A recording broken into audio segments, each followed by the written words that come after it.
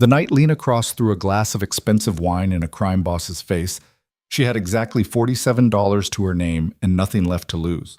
Most people would call that stupid, suicidal even. But when Adrian Voss, the man who owned half the city's underground and all of its fear, told her to grovel or die, something inside her finally snapped. Not the scared, desperate kind of snap. The dangerous kind.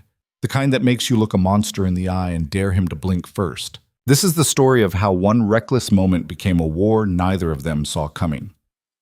Stay with me until the end, hit that like button, and drop a comment with your city. Let's see how far this story travels. The restaurant was the kind of place where the silverware cost more than Lena's rent. Crystal chandeliers hung like frozen waterfalls, casting soft, amber light across tables draped in white linen. The air smelled of truffle oil and old money, thick enough to choke on. Every surface gleamed. Every patron wore their wealth like armor. Lena hated every polished inch of it. Her feet screamed inside the mandatory heels, black, narrow, designed by someone who'd never worked a double shift. The synthetic fabric of her uniform clung to her back, damp with sweat despite the aggressive air conditioning. She'd been moving for 11 hours straight. 11 hours of forced smiles and passive-aggressive complaints about wine temperatures. 11 hours of being invisible until someone needed something, then being too visible when she didn't move fast enough. Table 12 was the worst. Had been since they walked in. 7 men in suits that probably cost more than her car, if her car hadn't been repossessed 3 months ago. They'd ordered everything expensive, touched almost nothing, and treated her like animated furniture. One of them snapped his fingers at her. Actually snapped, like she was a dog. She bit the inside of her cheek hard enough to taste copper and brought another bottle of wine she couldn't afford to breathe near. Finally, the finger snapper said. He didn't look at her. None of them did. Christ, is everyone here incompetent? Lena's hand tightened on the bottle. She could feel her manager's eyes on her from across the room. Richard had already written her up twice this month. Once more, and she was done. No severance, no reference. Just gone. She needed this job, desperately. The kind of desperate that keeps you up at night doing math that never works out, no matter how many times you run the numbers. But God, she was tired. Is there anything else I can get you, gentlemen? The words came out smooth, professional, completely hollow. Yeah, another one said, laughing. A waitress who doesn't look like she wants to kill herself. Bad for the ambiance. The table erupted in laughter. Sharp, casual cruelty, the kind that comes easy when you've never had to worry about anything real. Lena's smile didn't waver. I'll see what I can do. She turned away before her face could betray her. 3 more hours. Just 3 more hours, and she could fall apart in her car in the parking lot, like she did most nights. She'd perfected the timing, cry for exactly 12 minutes, fix her makeup, drive to her studio apartment, and lie awake wondering how everything had gotten so far off track. 28 years old, college degree she was still paying for, no family, no backup plan, just this job at this restaurant in this city that chewed people up and spit them out without noticing. The dinner rush finally started to thin around 10. Lena's section emptied except for table 12, which showed no signs of leaving. They'd moved past dinner into drinks, their voices getting louder, their laughter more aggressive. Richard kept shooting her meaningful looks, the kind that said, keep them happy without saying anything at all. She was refilling water glasses when she finally saw him, the man at the head of table 12. She'd noticed him earlier, hard not to. While the others postured and performed, he sat perfectly still. Didn't join the laughter. Barely touched his food. Just watched everything with dark eyes that seemed to catalog every detail. Adrian Voss. Lena didn't know his name yet, but she knew the type. Dangerous. The kind of dangerous that doesn't announce itself. The others at the table deferred to him in subtle ways. The angle of their bodies, the way they waited for his reactions before forming their own. He was maybe 40, though it was hard to tell. Sharp features that looked carved rather than grown. Dark hair with just enough gray at the temples to suggest authority. He wore a black suit that probably cost more than she'd made all year, but he wore it like he didn't notice it was there. No watch, no jewelry, nothing flashy, just that stillness. And those eyes. When she approached to clear his plate, the food barely touched. He looked directly at her for the first time. You hate this, he said. Not a question, a statement. His voice was quiet, but it cut through the ambient noise like a knife. Lena froze. I'm sorry? This job, this place, you hate every second of it. The other men had stopped talking. They were watching now, waiting to see how this played out. She should have laughed it off, should have given some diplomatic non-answer and moved on. That's what you did with customers, especially ones who radiated the kind of power this man did. Instead, she met his eyes. With respect, sir, what I think about my job is my business. Something flickered across his face. Not anger, interest. Fair enough. He leaned back in his chair. But you're good at hiding it. Most people here wear their misery like a badge. You've learned to bury it. That takes practice. Or damage. Both, Lena said before she could stop herself. One of the other men laughed. Adrian, leave the poor girl alone. She's just trying to work. Adrian. So that was his name. Am I bothering you? Adrian asked her, still with that unnerving calm. Yes, Lena said honestly, but I'm paid to be bothered, so it's fine. This time Adrian smiled, just barely. At least you're honest. Can't afford not to be anymore. The words came out more bitter than she intended. Will there be anything else? Actually, the finger snapper interrupted, drunk now and emboldened by it. Yeah, how about you smile like you mean it? We're paying good money here. Lena's jaw tightened. I'll do my best.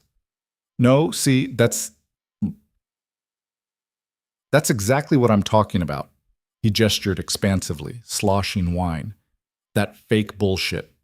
We can all tell you think you're better than this. Better than us. I don't think that at all, Lena said carefully. Bullshit. I can see it in your eyes. You walk around here like you're doing us a favor, like serving us is beneath you. The other men shifted uncomfortably. Even through their drunken haze, they could sense this crossing a line. Adrian said nothing, just watched. I apologize if I've given that impression, Lena said. Her voice had gone flat, mechanical, the tone she used when she was 3 seconds from breaking. If you'll excuse me. No. The drunk stood up, swaying slightly.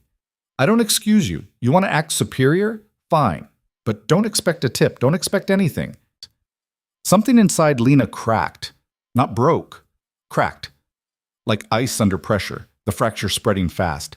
She'd been holding it together for months. Years, maybe. Through the eviction notices and the debt collectors and the endless parade of entitled assholes who treated her like she wasn't human. Through every condescending comment and every forced smile and every night spent crying in her car. She'd held it together through all of it, but right now, in this moment, she was done. You're right, she said quietly. The drunk blinked. What? You're right. I do think I'm better than this. Lena set down her tray with deliberate care.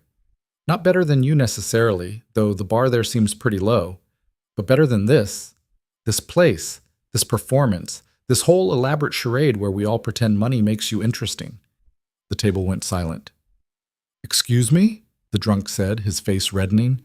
Lena's heart hammered, but her voice stayed steady. You heard me? You asked for honesty. There it is. You're boring. All of you. You sit here throwing money around like it's a personality trait, treating people like props in whatever game you're playing. And the worst part? You think you're special. You think you've earned the right to be cruel just because you can afford the privilege. Do you have any idea who we are? Another man said, standing now too. No, Lena admitted, and I don't care. That was a lie. She was starting to care very much, in the way you care about a mistake you can't take back. But she couldn't stop now. The words kept coming, pulled by gravity. You want to know what I think when I look at you? She gestured at the table. I think you're exactly like everyone else who comes here. Desperate to feel important, desperate to feel anything at all. So you buy expensive things and treat people like garbage and convince yourselves it means something. The drunk's face had gone from red to purple. You little, Enough, Adrian said. One word. Quiet. But the entire table stopped moving. He stood slowly, his movements economical and precise. When he looked at Lena, his expression was unreadable. You've said your piece, Adrian told her. Now I'll say mine. Lena's bravado flickered. Up close, she could see just how cold his eyes were. Dark and empty, like windows in an abandoned house. You think you figured us out, Adrian continued. You think we're just rich men playing games, and maybe some of them are. He gestured dismissively at his companions. But you're wrong about one thing. What's that? You do think you're better than us, and you're probably right. But that doesn't change your situation, does it? He stepped closer. You're broke. Desperate. One bad shift away from losing everything. That moral superiority you're clinging to, it doesn't pay rent. It doesn't put food on the table. It's just a story you tell yourself to feel less pathetic about your position. Each word landed like a physical blow. You hate this job because it reminds you that you failed, Adrian said. That all those dreams you had, all that potential everyone told you about, none of it mattered. You're here, serving people you despise. And tomorrow you'll be here again. And the day after that, until eventually you'll stop feeling anything at all. Lena's breath caught. He was wrong. He had to be wrong, but he wasn't. So before you judge us, Adrian finished, remember that we're sitting at this table by choice. You're standing there because you have no other option. That's the difference between us. The restaurant had gone quiet. Other diners were watching now. Richard was moving toward them. His face panicked. Lena should have apologized, should have backed down. Instead, she picked up a glass of wine from the table, expensive, red, probably older than her college degree, and threw it directly in Adrian's face. The liquid hit him square in the chest, spreading across his shirt in a dark stain. Wine dripped from his chin. A piece of cork stuck to his collar. The silence that followed was absolute. Adrian didn't move, didn't even flinch. He just stood there, wine dripping, staring at her with those empty eyes. You're right about all of it, Lena heard herself say. Her voice was shaking now, but she kept going. I am desperate. I am broke. I probably am pathetic. But at least when I look in the mirror, I see someone who's trying. What do you see? Because from here, all that power and money you have, it just makes you look even more empty. For a long moment, nothing happened. Then Adrian smiled. Not a warm smile, not even an amused one. It was the smile of someone who'd just seen something unexpected and didn't quite know what to do with it yet. What's your name? He asked quietly. Lena Cross? Well, Lena Cross. He pulled a handkerchief from his pocket and wiped wine from his face with casual precision. I own this restaurant, along with 3 others in the city, which means, effectively, I own you. He tucked the handkerchief away. You're fired. The words didn't hit right away. They hung in the air, abstract. Then Richard was there, stuttering apologies, promising disciplinary action. Adrian waved him off. Just get her out, Adrian said, still looking at Lena. Now. Security arrived. 2 large men who probably worked as bouncers at one of the clubs downtown. They moved to grab her arms, but Lena shook them off. I can walk myself out. Make sure she does, Adrian told them. Then to Lena. If I see you in any of my establishments again, I'll have you arrested for trespassing. Are we clear? Lena wanted to say something cutting, something devastating, but her mind had gone blank, adrenaline finally giving way to the crushing realization of what she'd just done. She'd lost her job, her only income, her last thread of stability. Over what? Pride? Principle? A moment of satisfaction that was already curdling into regret? Clear, she managed. The walk through the restaurant felt endless. Every eye followed her. Conversations stopped. Phones came out. People recording her humiliation for social media, probably. Just another viral moment of someone's life falling apart. Outside, the night air hit her like cold water. The security guards deposited her on the sidewalk without ceremony and returned inside. Lena stood there, alone, and finally let herself feel it. She'd just destroyed her life. For what? The answer came immediately, unwanted, because it felt good. For 30 seconds, standing in that restaurant throwing wine in the face of a man who represented everything wrong with the world, it felt incredible. Worth it? That remained to be seen. Her phone buzzed, a text from her roommate, Sam. Rent's due in 3 days. You good? Lena stared at the message. $47 in her checking account. No job. No prospects.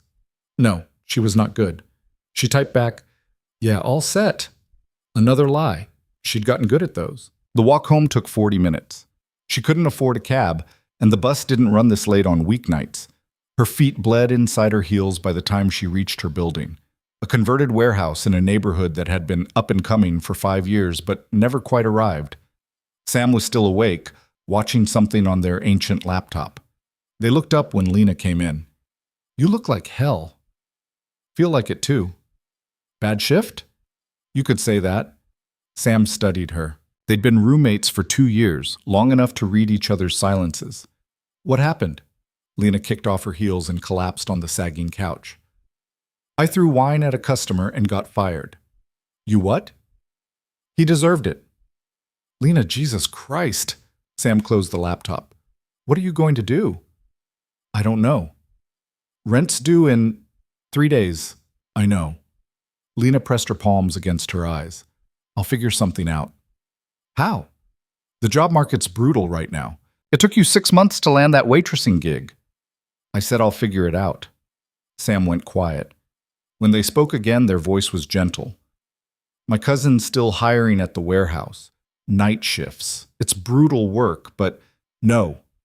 The word came out harsher than Lena intended. "Sorry, I can't do warehouse work. I can't." "Why not? Pride?" "Maybe. Probably. What was left of it, anyway." "I'll find something else," Lena said firmly. But she didn't believe it, and from Sam's expression, neither did they. That night, Lena lay awake in her room, barely big enough for a mattress and a plastic dresser, and replayed the evening in her head. Adrian's words kept circling back. "You're standing there because you have no other option." Was that true? Had she really fallen so far that a waitressing job was her ceiling? Her phone glowed in the darkness.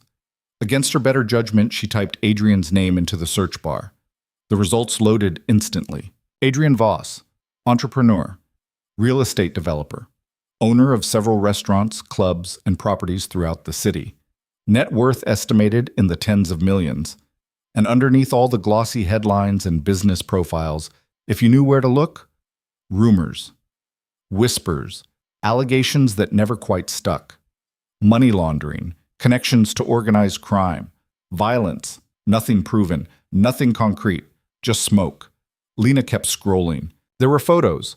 Adrian at charity galas, ribbon cuttings, city council meetings, always in the background, never the center of attention, just there, watching.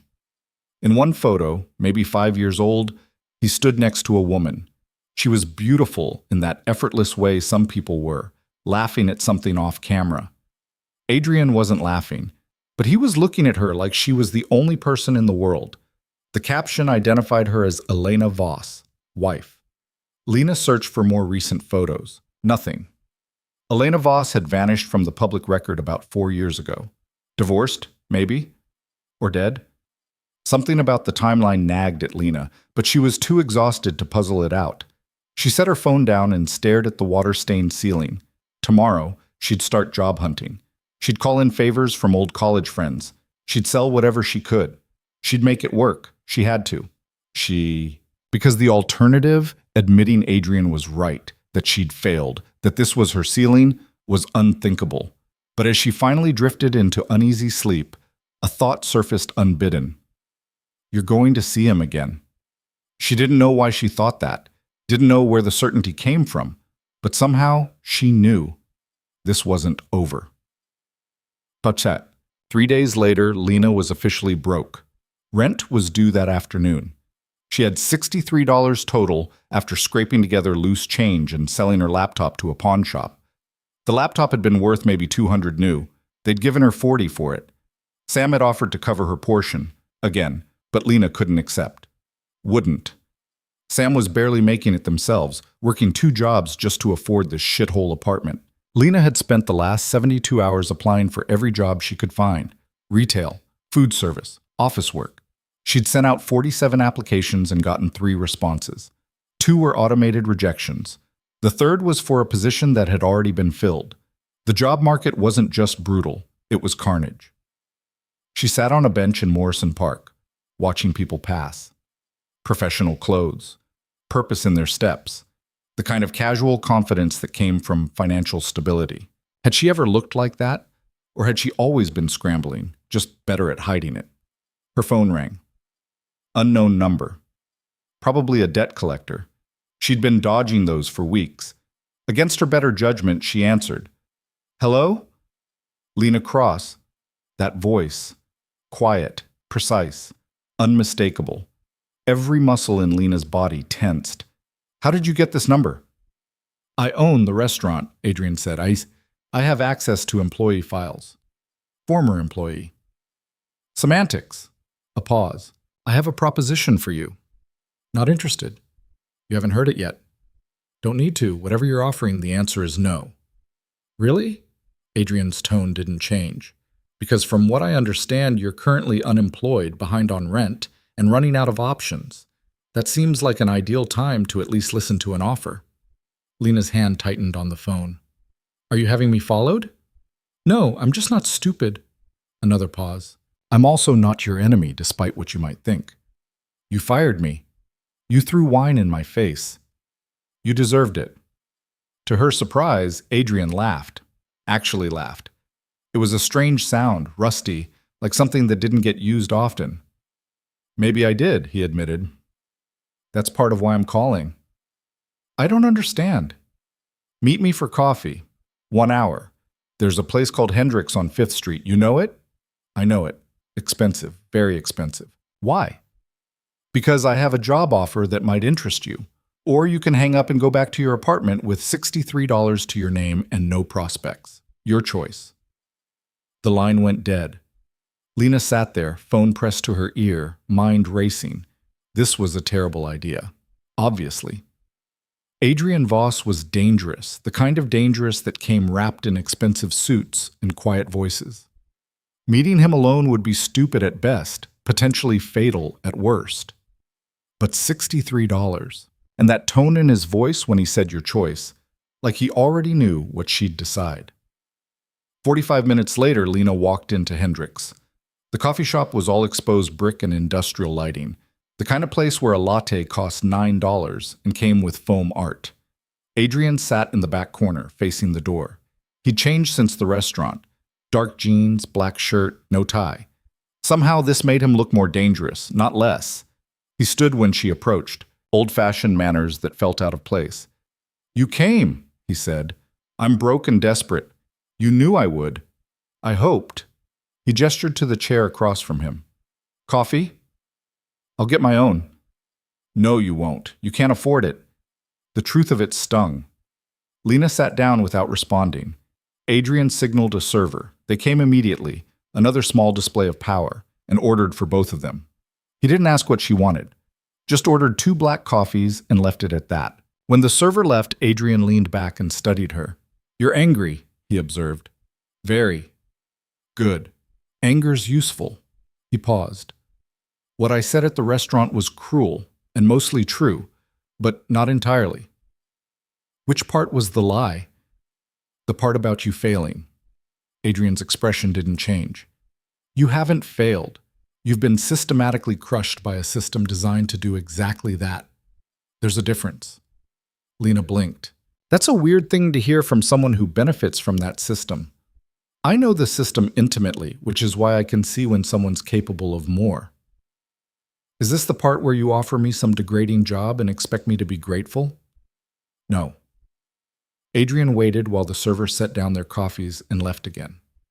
"This is the part where I offer you a dangerous job and see if you're desperate enough to take it." "How dangerous?" "Potentially fatal." Lena laughed. Couldn't help it. "Great sales pitch." "I don't believe in deception, not about stakes." Adrian took a sip of his coffee. "Someone inside my organization is stealing from me. I don't know who, I don't know how much they've taken, but I know it's happening. So fire everyone and start fresh." "Not that simple. This person knows things, sensitive things. If I move too obviously, they'll either run or expose information that would be problematic." "You mean illegal?" Adrian met her eyes. "I mean problematic." "Why tell me this?" "Because I need someone who doesn't fit. Someone unexpected." He set down his cup with deliberate care. "You walked into that restaurant and saw through all of us in 30 seconds. That's a rare skill. Most people are too busy being intimidated to actually pay attention." "I wasn't intimidated. I was pissed off." "Even better, anger makes you honest." Adrian leaned forward slightly. "Here's my offer. Come to a business event with me. Play the role of my date, watch my people, tell me what you see. That's it? For the first evening, yes. If you prove useful, we'll discuss further arrangements. And the pay? $5,000 for the event, cash. No taxes, no paperwork. Lena's heart lurched. $5,000 would cover rent for 3 months, give her breathing room to find something stable. What's the catch? The catch is that if my people discover what you're doing, they'll likely hurt you, possibly kill you. These aren't corporate espionage types. They're— Adrian paused, choosing his words. Committed professionals. You mean criminals? I mean survivors who learn to monetize violence. He watched her carefully. If that changes your mind, walk away now. No judgment. Lena should have walked. Any rational person would have. Instead, she said, when? Saturday, 8 p.m. I'll have someone deliver appropriate clothing. I can dress myself. Not for this event, you can't. Trust me. Adrian stood. One more thing. If you agree to this, you follow my instructions exactly. No improvisation, no heroics. You watch, you listen, you report back. Nothing else. Why should I trust you? You shouldn't. Adrian pulled out his wallet and dropped $200 bills on the table. But you will, because you're desperate, and because some part of you is curious whether you're capable of more than serving wine. He walked out before she could respond. Lena sat there, staring at the money on the table. This was insane, completely insane. But her hand was already reaching for the bills. Saturday, 8 p.m. 3 days to prepare for the worst decision of her life. Or maybe, a small voice whispered, the first interesting one. The dress arrived Friday afternoon in a black box with no return address. Lena stared at it for a full minute before opening it, half expecting something ridiculous, sequins maybe, or something cut down to there. The kind of thing men like Adrian probably assumed all women wanted to wear. Instead, she found something that made her breath catch. Deep emerald silk that felt like water between her fingers. Simple lines, elegant cut. A neckline that suggested rather than displayed. The kind of dress that whispered money instead of shouting it. There were shoes too. Black heels, surprisingly reasonable height. And underneath, wrapped in tissue paper, a small velvet box. Lena opened it slowly. Earrings. Diamond studs, unless she was very wrong about what diamonds looked like. Small, understated, probably worth more than everything she owned combined. A note card lay at the bottom of the box, written in precise handwriting. These are borrowed. The dress is yours. Don't be late. A.V. Sam appeared in her doorway, eyes wide. Holy shit, is that real? Probably. Lena held up the dress. What do you think? I think you're about to do something really stupid or really smart, and I can't tell which. That makes 2 of us. Sam crossed their arms, concern evident. You don't have to do this, you know. We'll figure out rent. I can pick up extra shifts. You're already working yourself to death. Lena folded the dress carefully. Besides, it's just one evening. Watch some people. Report back. $5,000 for a few hours of work. With a crime boss. Alleged crime boss. Lena. I know. She did know. Had spent the last 3 days second-guessing herself, looking for other options, finding none. But I'm out of choices. Sam studied her. That's not why you're doing this. What do you mean? You could take the warehouse job. Could call your aunt in Phoenix, ask for help. Could do a dozen things that aren't this. Sam tilted their head. You're doing this because you're curious. Because when he said you were capable of more, some part of you believed him. The accuracy of it stung. Maybe, Lena admitted quietly. Is that stupid? Probably, but I get it. Sam sighed. Just promise me you'll be careful and keep your phone on. If anything feels wrong, you call me immediately. I promise. I mean it, Lena. The second something feels off, I'll call. I promise. But that night, lying awake again, Lena wondered if she'd recognize when something felt off. Her instincts hadn't exactly been reliable lately. After all, she'd thrown wine at a man who could have had her killed, then agreed to work for him 3 days later. Either she was brave or insane. Probably insane. Saturday evening arrived with the weight of inevitability. Lena spent an hour getting ready, hands shaking as she applied makeup. The dress fit perfectly. Adrian must have guessed her size somehow, which was both impressive and unsettling. The earrings caught the light every time she moved, sending small rainbows across the bathroom mirror. She looked different, not like herself, more like someone playing the role of the person she used to think she'd become.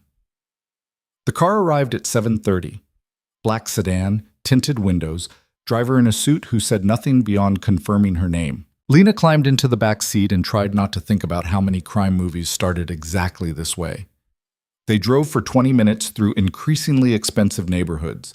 The houses grew larger, the lawns more manicured, the walls higher. Eventually, they turned into a circular driveway where several other luxury cars were already parked. The house, mansion really, was all glass and steel, modern architecture that probably won awards. Warm light spilled from enormous windows. Through them, Lena could see people moving, champagne glasses catching light, the careful choreography of the wealthy at play. Adrian waited at the entrance. He'd gone full formal, black suit, white shirt, no tie. Simple, devastating.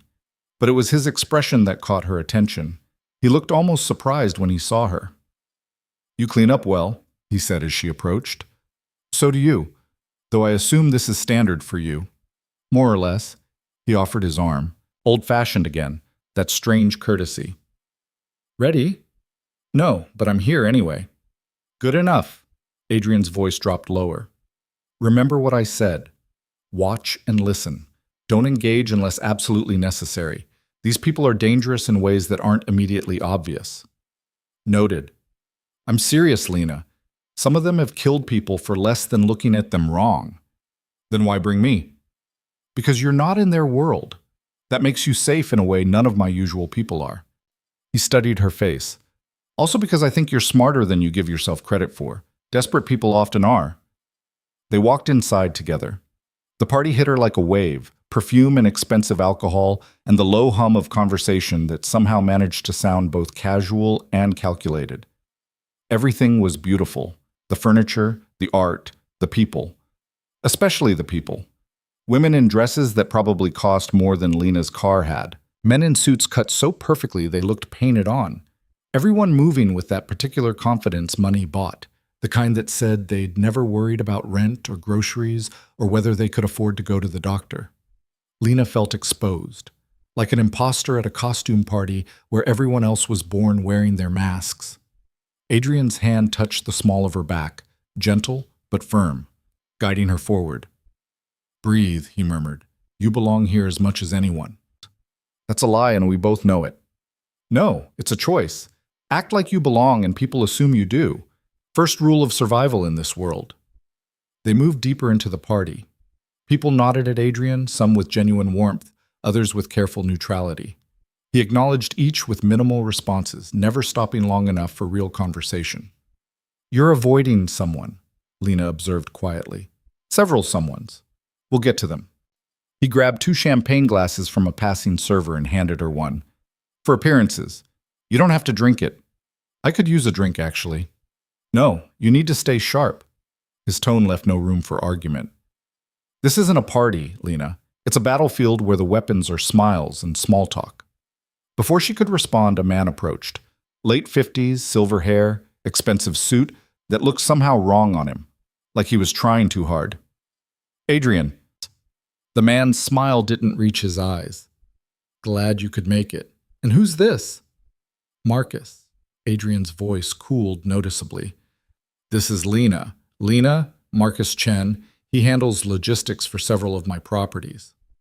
"Logistics?" Marcus laughed. "That's a generous description." He turned to Lena, his gaze traveling over her in a way that made her skin crawl. "You're new." "I'm his date," Lena said evenly. "Of course. How lovely." Marcus's attention shifted back to Adrian. "I was hoping we could talk business tonight. There are some discrepancies in the last shipment that need addressing." "Not here." "But, Adrian, not here." Adrian's hand tightened slightly on Lena's back. "We'll discuss it Monday. My office." "It really can't wait." "It will have to." The tension stretched between them, silent and sharp. Marcus's smile finally cracked. Just a fraction. "Monday then," he said stiffly. "Enjoy your evening." He walked away with shoulders slightly hunched, defeated. "That's one of them," Adrian said quietly, so quiet Lena almost missed it. "Watch him. See who he talks to." "You think he's stealing from you?" "I think he's desperate, and desperate people make mistakes." Adrian guided her toward the far side of the room. "But don't stare, just notice." Lena sipped her champagne. She needed it despite Adrian's warning, and let her eyes drift casually around the room. Marcus had moved to a corner where 3 other men stood. One of them clapped him on the shoulder, concerned. Marcus shook his head, said something that made the others lean in closer. "The tall one with the gray beard," Adrian murmured. "That's David Park, security, been with me for 8 years. "You trust him?" "I used to." There was something raw in Adrian's voice for just a moment. "Now I'm not sure I trust anyone." The party flowed around them. Adrian introduced her to a dozen people whose names Lena immediately forgot, focusing instead on the spaces between words, the glances that lasted too long, the conversations that stopped when they approached. A woman in a red dress watched them from across the room. 30s, beautiful in that sharp-edged way some women were. Her gaze kept returning to Adrian with an intensity that felt personal. "Who's she?" Lena asked. Adrian followed her line of sight and something flickered across his face. "Victoria Cross. She runs my nightclub operations." "Any relation?" "To you, doubtful. It's a common name." "Is she—" Lena wasn't sure how to phrase it. "We were involved, briefly, 2 years ago." Adrian's expression had gone carefully neutral. "It ended poorly." "She doesn't look like it ended for her." "No, she doesn't." Victoria started moving toward them. Adrian's hand pressed more firmly against Lena's back, a warning. "Adrian," Victoria's voice was silk over steel, "I didn't think you'd come tonight. Marcus is hosting. I couldn't miss it." "Of course not." Victoria's eyes shifted to Lena, assessing. "And you brought a date. How unlike you." "Victoria, this is Lena." "Lena, Victoria runs several of my clubs." "The successful ones," Victoria added with a smile that was all teeth. "Where did you two meet?" "Through work," Lena said, matching her tone. "Fascinating. What do you do?" "I was in hospitality. Now I'm exploring other opportunities." "Hospitality." Victoria's smile sharpened. "How delightfully vague." "I could say the same about running clubs." Something sparked in Victoria's eyes. Not anger, interest. "I like her, Adrian. She has teeth." "Everyone here has teeth," Adrian said mildly. "The question is whether they know when to bite." "And when not to," Victoria agreed. She touched Adrian's arm, the gesture intimate and deliberate. "We should talk later, about the expansion plans, unless you're too busy playing house." "Monday," Adrian said. "My office, like everyone else." Victoria's hand lingered for a moment before she withdrew. "Of course. Enjoy your evening." She walked away with measured grace, but Lena caught her glancing back once. The look in her eyes was complicated, hurt and anger, and something harder to name. "She's in love with you," Lena said quietly. "She's in love with power. I was convenient." "That's not what her face says." Adrian didn't respond. He guided Lena toward the bar, moving with purpose now. "Notice anything yet? Besides the fact that everyone here is terrified of you, or that at least half of them hate you? Both are occupational hazards. What else?" Lena thought about it, replaying the interactions in her mind. They're all performing. Even the casual conversations feel rehearsed, like they're constantly aware of being watched. "Good. What else?" "Marcus and David are lying about something. The way they kept looking at each other when you weren't watching, they're coordinating." Adrian's expression didn't change, but she felt him tense slightly. "You caught that?" "It wasn't subtle, not if you were paying attention." "Most people don't pay attention." He handed her another glass of champagne. "What about Victoria?" "She wants you dead or in her bed." "Possibly both." This time Adrian almost smiled. "Accurate assessment. But I don't think she's stealing from you. She's too obvious. If she wanted to hurt you, she'd do it directly." "Also accurate." Adrian was quiet for a moment. "You're good at this." "I spent 5 years waiting tables. You learn to read people or you don't survive." It's more than that. He turned to face her fully. You see the truth underneath the performance. That's rare. Lena didn't know what to say to that. She'd never thought of her people-reading skills as anything special, just survival instinct. A commotion near the entrance interrupted them.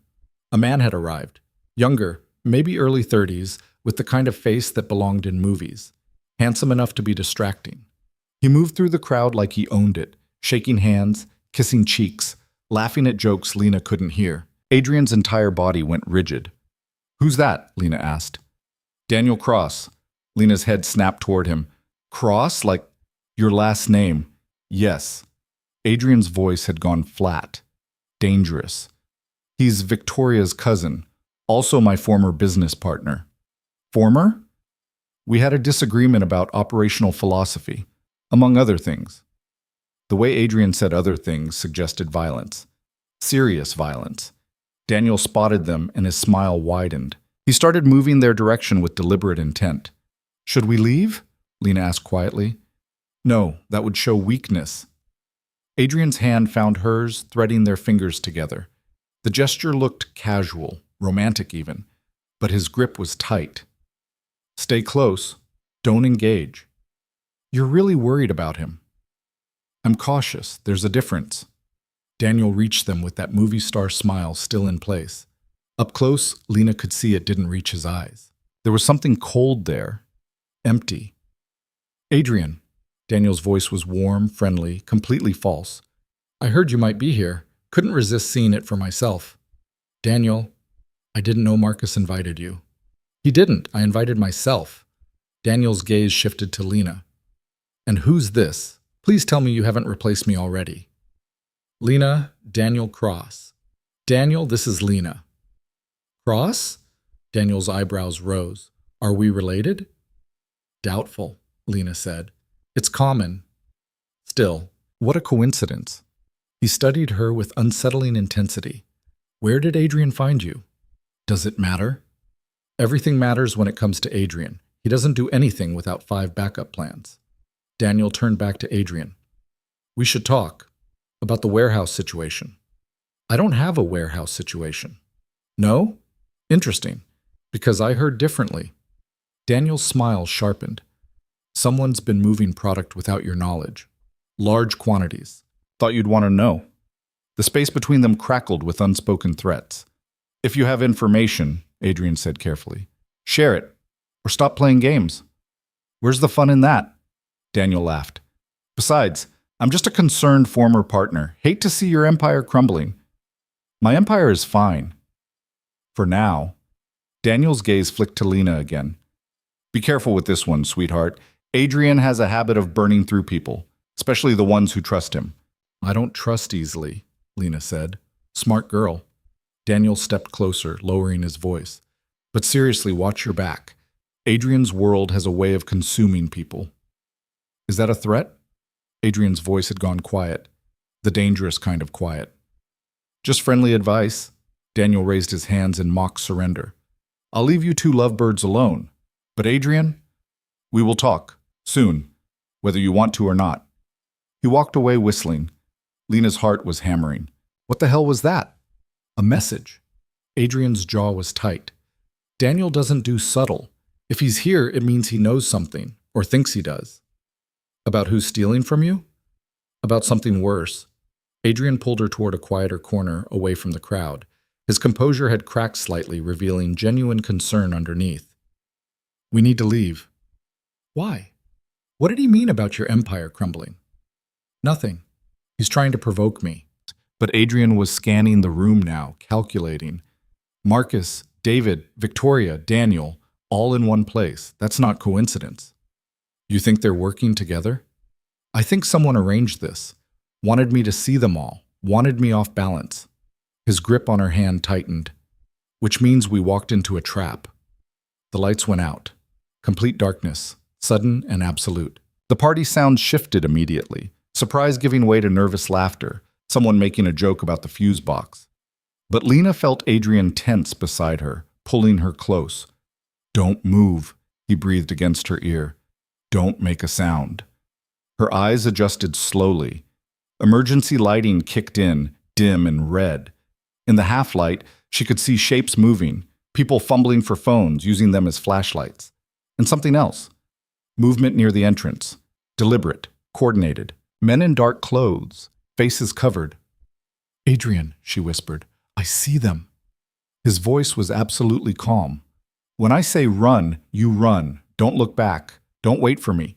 Get to the kitchen. There's a service exit. Use it." "I'm not leaving you." "You are. That's the job." His hand pressed something into hers. Car keys. "Black sedan, third spot. Driver's armed. Tell him code 7. He'll get you safe." "What about you?" "I'll be fine. I've survived worse." One of the masked men raised his arm. Something glinted in the emergency lighting. A gun. "Run," Adrian said. "Now." He shoved her hard toward what she hoped was the kitchen. Lena stumbled, caught herself, started moving. Behind her she heard shouting, then the sharp crack of gunfire. Her training, what little she had, screamed at her to drop, to hide. But Adrian had told her to run, and something in his voice made her trust that. The kitchen was chaos, staff scrambling, someone crying. Lena pushed through, found the service exit, burst into the cool night air. The parking area was empty. No guards, no people. She ran to the third parking spot. Black sedan, just like Adrian said. The driver was slumped over the wheel, Lena's breath caught. She pulled open the door carefully, checked for a pulse. Dead. Recently. Still warm. This wasn't random. Someone had planned this carefully, eliminated the escape routes, trapped everyone inside. More gunfire from the house. Screaming now. Lena should have taken the car, should have fled. That's what Adrian told her to do. Instead, she grabbed the gun from the dead driver's holster, a Glock, heavy and cold, and started back toward the house. She'd never fired a gun in her life, but she'd also never left someone behind. The service entrance was still open. Lena slipped back inside, her heart trying to climb out of her throat. The kitchen was empty now, abandoned in the panic. She moved slowly, following the sound of voices. Male voices, calm and professional. Not panicked party guests. "Told you he'd bring someone. We weren't expecting the girl."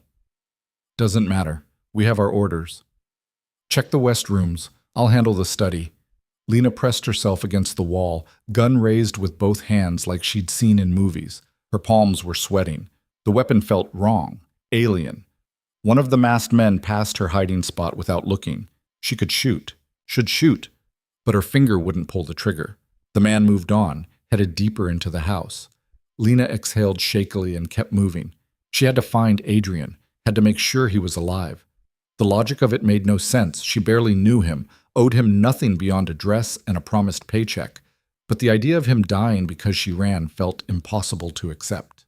She found him in what looked like a study. He was backed against a bookshelf, blood on his shoulder, facing two masked men with guns. His hands were empty. No weapon. No chance. "Adrian Voss," one of the men said. "You've been very hard to pin down." "Who sent you?" Adrian's voice was still calm. How was he still calm? "Does it matter? You've made a lot of enemies." "Narrow it down." The man laughed. "Let's just say someone tired of your interference, someone who wants their city back." "Daniel." "Smart to the end." The man raised his gun. "Nothing personal." Lena stepped into the doorway. She'd never been good at following instructions. "Drop it," she said. Her voice shook, but the gun didn't. Both men turned. One of them laughed. "The girlfriend, how touching." "I'm not his girlfriend." Lena kept the gun trained on the one who'd been talking. "But I will shoot you if you don't step back." "Ever fired a gun before, sweetheart?" "No, which means I'll probably miss and hit something vital. 50-50 odds. Want to test them?" For a long moment, nobody moved. Then Adrian was moving, fast. He grabbed something from the shelf behind him, a heavy bookend, and smashed it into the nearest man's face. The man went down hard. The second one turned, bringing his gun around. Lena pulled the trigger. The recoil shocked her, sent her stumbling back. The noise was impossibly loud in the enclosed space. Her ears rang. She'd missed, completely missed, but the shot had distracted him long enough. Adrian tackled the man, and they went down in a tangle of limbs, brief, violent struggle. Then Adrian was standing, holding the man's gun. Stay down, he told the groaning man, or I won't miss. He turned to Lena. Blood ran down his arm, but his expression was unreadable. I told you to run. I don't follow orders well. Apparently, he moved toward her, checked her over quickly. You're not hit? No, you are. Flesh wound. I've had worse. He grabbed her arm. Now we really do run. They moved through the house, stepping over unconscious bodies. The lights had come back on. Police sirens wailed in the distance. Won't they catch us? Lena asked. The police? Half of them are on my payroll. The other half don't care. Adrian pushed through a side door she hadn't noticed. But we still need to disappear. Questions are complicated. A different car waited in a side lot. Silver, expensive, anonymous. Adrian had keys already. They drove in silence for 10 minutes before Lena finally spoke. Daniel set this up. Yes. To kill you. Yes. Because I know too much. Because he wants what I have. Pick a reason. Adrian's knuckles were white on the steering wheel. The why doesn't matter anymore. What matters? Survival, and making sure he doesn't try again. Lena looked at the gun still in her lap. She'd almost killed someone tonight. Would have, if her aim had been better. This is your world, she said quietly. This violence, this chaos. Yes. And you wanted me to watch your people, to find a traitor. She laughed, but there was no humor in it. Feels like overkill now. Pretty sure we found him. Daniel's not working alone. Those men knew things. Details about tonight. About my movements. Adrian glanced at her. Someone inside gave him that information. Marcus. Possibly, or David, or Victoria. He turned down a narrow street. Or all of them. What happens now? Now. Adrian pulled into an underground parking garage, killed the engine. Now we figure out who wants me dead and why, before they try again. We? He looked at her fully. You came back. You could have run, taken the car, disappeared. Instead, you came back. I'm an idiot. You're loyal. That's rarer than you think. Lena stared at him, blood on his shoulder, calm in his eyes. This man who'd fired her, insulted her, then offered her a lifeline, who'd almost died tonight because someone he trusted had betrayed him. I want 50,000, she heard herself say. Adrian blinked. What? You said 5 for one night. This turned into attempted murder. I want 50, plus expenses, plus protection. She met his eyes. And I want to know everything. No more secrets, no more tests. That's a significant increase. I got shot at, nearly killed. I'd say that's worth a raise. For the first time since the lights went out, Adrian smiled, actually smiled. Deal, he said. But this isn't a one-night job anymore. You're in until it's done. How long? However long it takes to find the traitor and deal with Daniel. He extended his hand. Yes or no, Lena? Choose now. She should have said no. Should have walked away from this madness. Instead, she shook his hand. Yes, but we do this my way. I'm not just watching anymore. I'm helping figure it out. You think you can? I already started. Those people at the party, they're all scared of something. But it's not you, it's something else. She leaned back against the seat. Someone else is pulling strings. Daniel's just the face. Adrian studied her with new respect. Keep going. Monday, your office. Everyone's coming to talk, right? Marcus, Victoria, David, they all want meetings. Lena's mind was working now, pieces falling into place. What if we let them come? What if we watch what they do when they think you're vulnerable? You want to use me as bait. I want to use you as pressure. See who breaks first. Adrian was quiet for a long moment. Then he nodded slowly. 50,000, he said, plus protection, plus answers. And Lena? Yeah? Don't come back for me again. Next time I might not be able to protect you. Next time don't get shot at. I'll do my best. They sat there in the darkness of the parking garage. Two people who'd just survived something neither fully understood yet. Outside, sirens still wailed. Inside, something had shifted. Lena had crossed a line tonight, couldn't go back now even if she wanted to. The question was whether she'd survive what came next. Adrian drove them to a building on the east side that Lena had never noticed before, probably because it was designed to be invisible. No signs, no markings, just gray concrete and narrow windows that revealed nothing. Safe house, he explained as they pulled into another underground garage. One of 3. Nobody knows about this one except me. And now me. And now you. He killed the engine and sat there for a moment, his hand still gripping the wheel. The adrenaline was wearing off, leaving exhaustion in its wake. Blood had soaked through his shirt, dark and spreading. We should get inside. I need to deal with this. The apartment, if you could call it that, was sparse, functional. A couch, a table, a kitchen that looked unused. Everything in shades of gray and black. No personal touches. No photographs. Just a space designed for survival, not living. Adrian disappeared into what Lena assumed was a bathroom. She heard water running, a sharp intake of breath that suggested pain. She stood in the middle of the room, still holding the gun, not sure what to do with it. Her hands had stopped shaking, but her mind kept replaying the moment she'd pulled the trigger. The recoil. The miss. How close she'd come to killing someone. "You can put that down," Adrian called from the other room. "Safety's on the left side, slide it forward." Lena fumbled with the mechanism until she heard a click, then set the gun on the table like it might explode. Her hands felt dirty. Wrong. Adrian emerged 15 minutes later, shirtless, a bandage wrapped around his shoulder.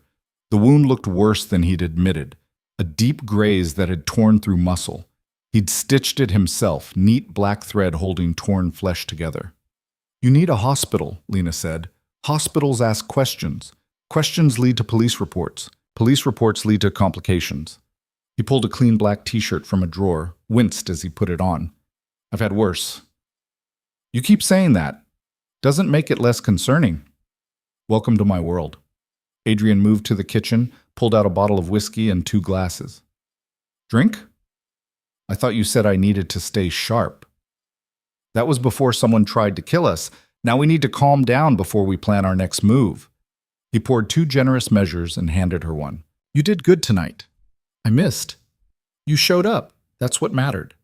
Adrian drank his whiskey in one swallow, poured another. "Most people would have run. Should have run." "Why didn't you?" "Run. I had nowhere to go. They'd planned this carefully. Blocked exits, killed the driver, cut the power. Professional work." He stared at his glass. "Daniel's sending a message. He wants me to know he can reach me anywhere." Lena sipped her drink, the burn of alcohol grounding her. "So what do? We hit back. But smart. Can't just walk into his territory guns blazing. That's what he expects.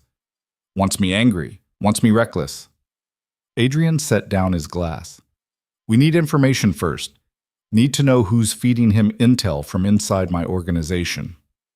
"You really think it's Marcus or David?" "One of them. Maybe both." He moved to the window, looking out at nothing. "David's been with me longest. Saved my life once, 3 years ago. Took a bullet meant for me. People change." "They do." Adrian's voice had gone distant. "Elena used to say that. Said people were like buildings. You think you know the structure. Then one day you realize there were rooms you never saw. Hidden spaces." "Your wife." He turned, surprise flickering across his face. "You looked me up." "Obviously. You think I'd agree to work for someone without at least a basic background check?" Lena finished her whiskey, felt it settle warm in her stomach. "What happened to her?" "She died. 4 years ago." "How?" "Car accident, supposedly." Adrian's jaw tightened. "Brakes failed on a mountain road. She went over the edge. They barely recovered enough to identify." "You don't believe it was an accident?" "I don't believe in coincidences. Not in my line of work." He poured himself more whiskey. "She'd been asking questions. Noticed discrepancies in the books. Small amounts at first, then larger. She was an accountant before we met. Had this gift for seeing patterns in numbers." Lena's breath caught. "Someone was stealing from you even back then." "Yes, and she figured it out. 2 days before she died, she told me she knew who it was, said she needed one more piece of evidence, then she'd bring me proof." His knuckles went white around the glass. "She never got the chance." "Did you investigate?" "Of course. Spent months tearing apart every record, every transaction. Found nothing. Whoever did it covered their tracks perfectly. Adrian drank again. Or I was looking at the wrong people. You think it's the same person now? The one stealing from you. I think whoever killed Elena is still in my organization. Still stealing, still playing games. He met her eyes, and I think they're working with Daniel to finish what they started. The pieces were falling into place, forming a picture uglier than Lena had imagined. This wasn't just about money or territory. This was personal. Revenge dressed up as business. Why tell me this? She asked quietly. Because you're asking the right questions. Because you came back. Adrian moved closer. Because I've spent 4 years trusting no one, and it's exhausting. Sometimes you have to take a risk. I'm a risk? The biggest one I've taken in years. He studied her face. But my instincts about people are usually good. And every instinct I have says you're someone I can trust. Your instincts nearly got you killed tonight. Fair point. A ghost of a smile. But here we are.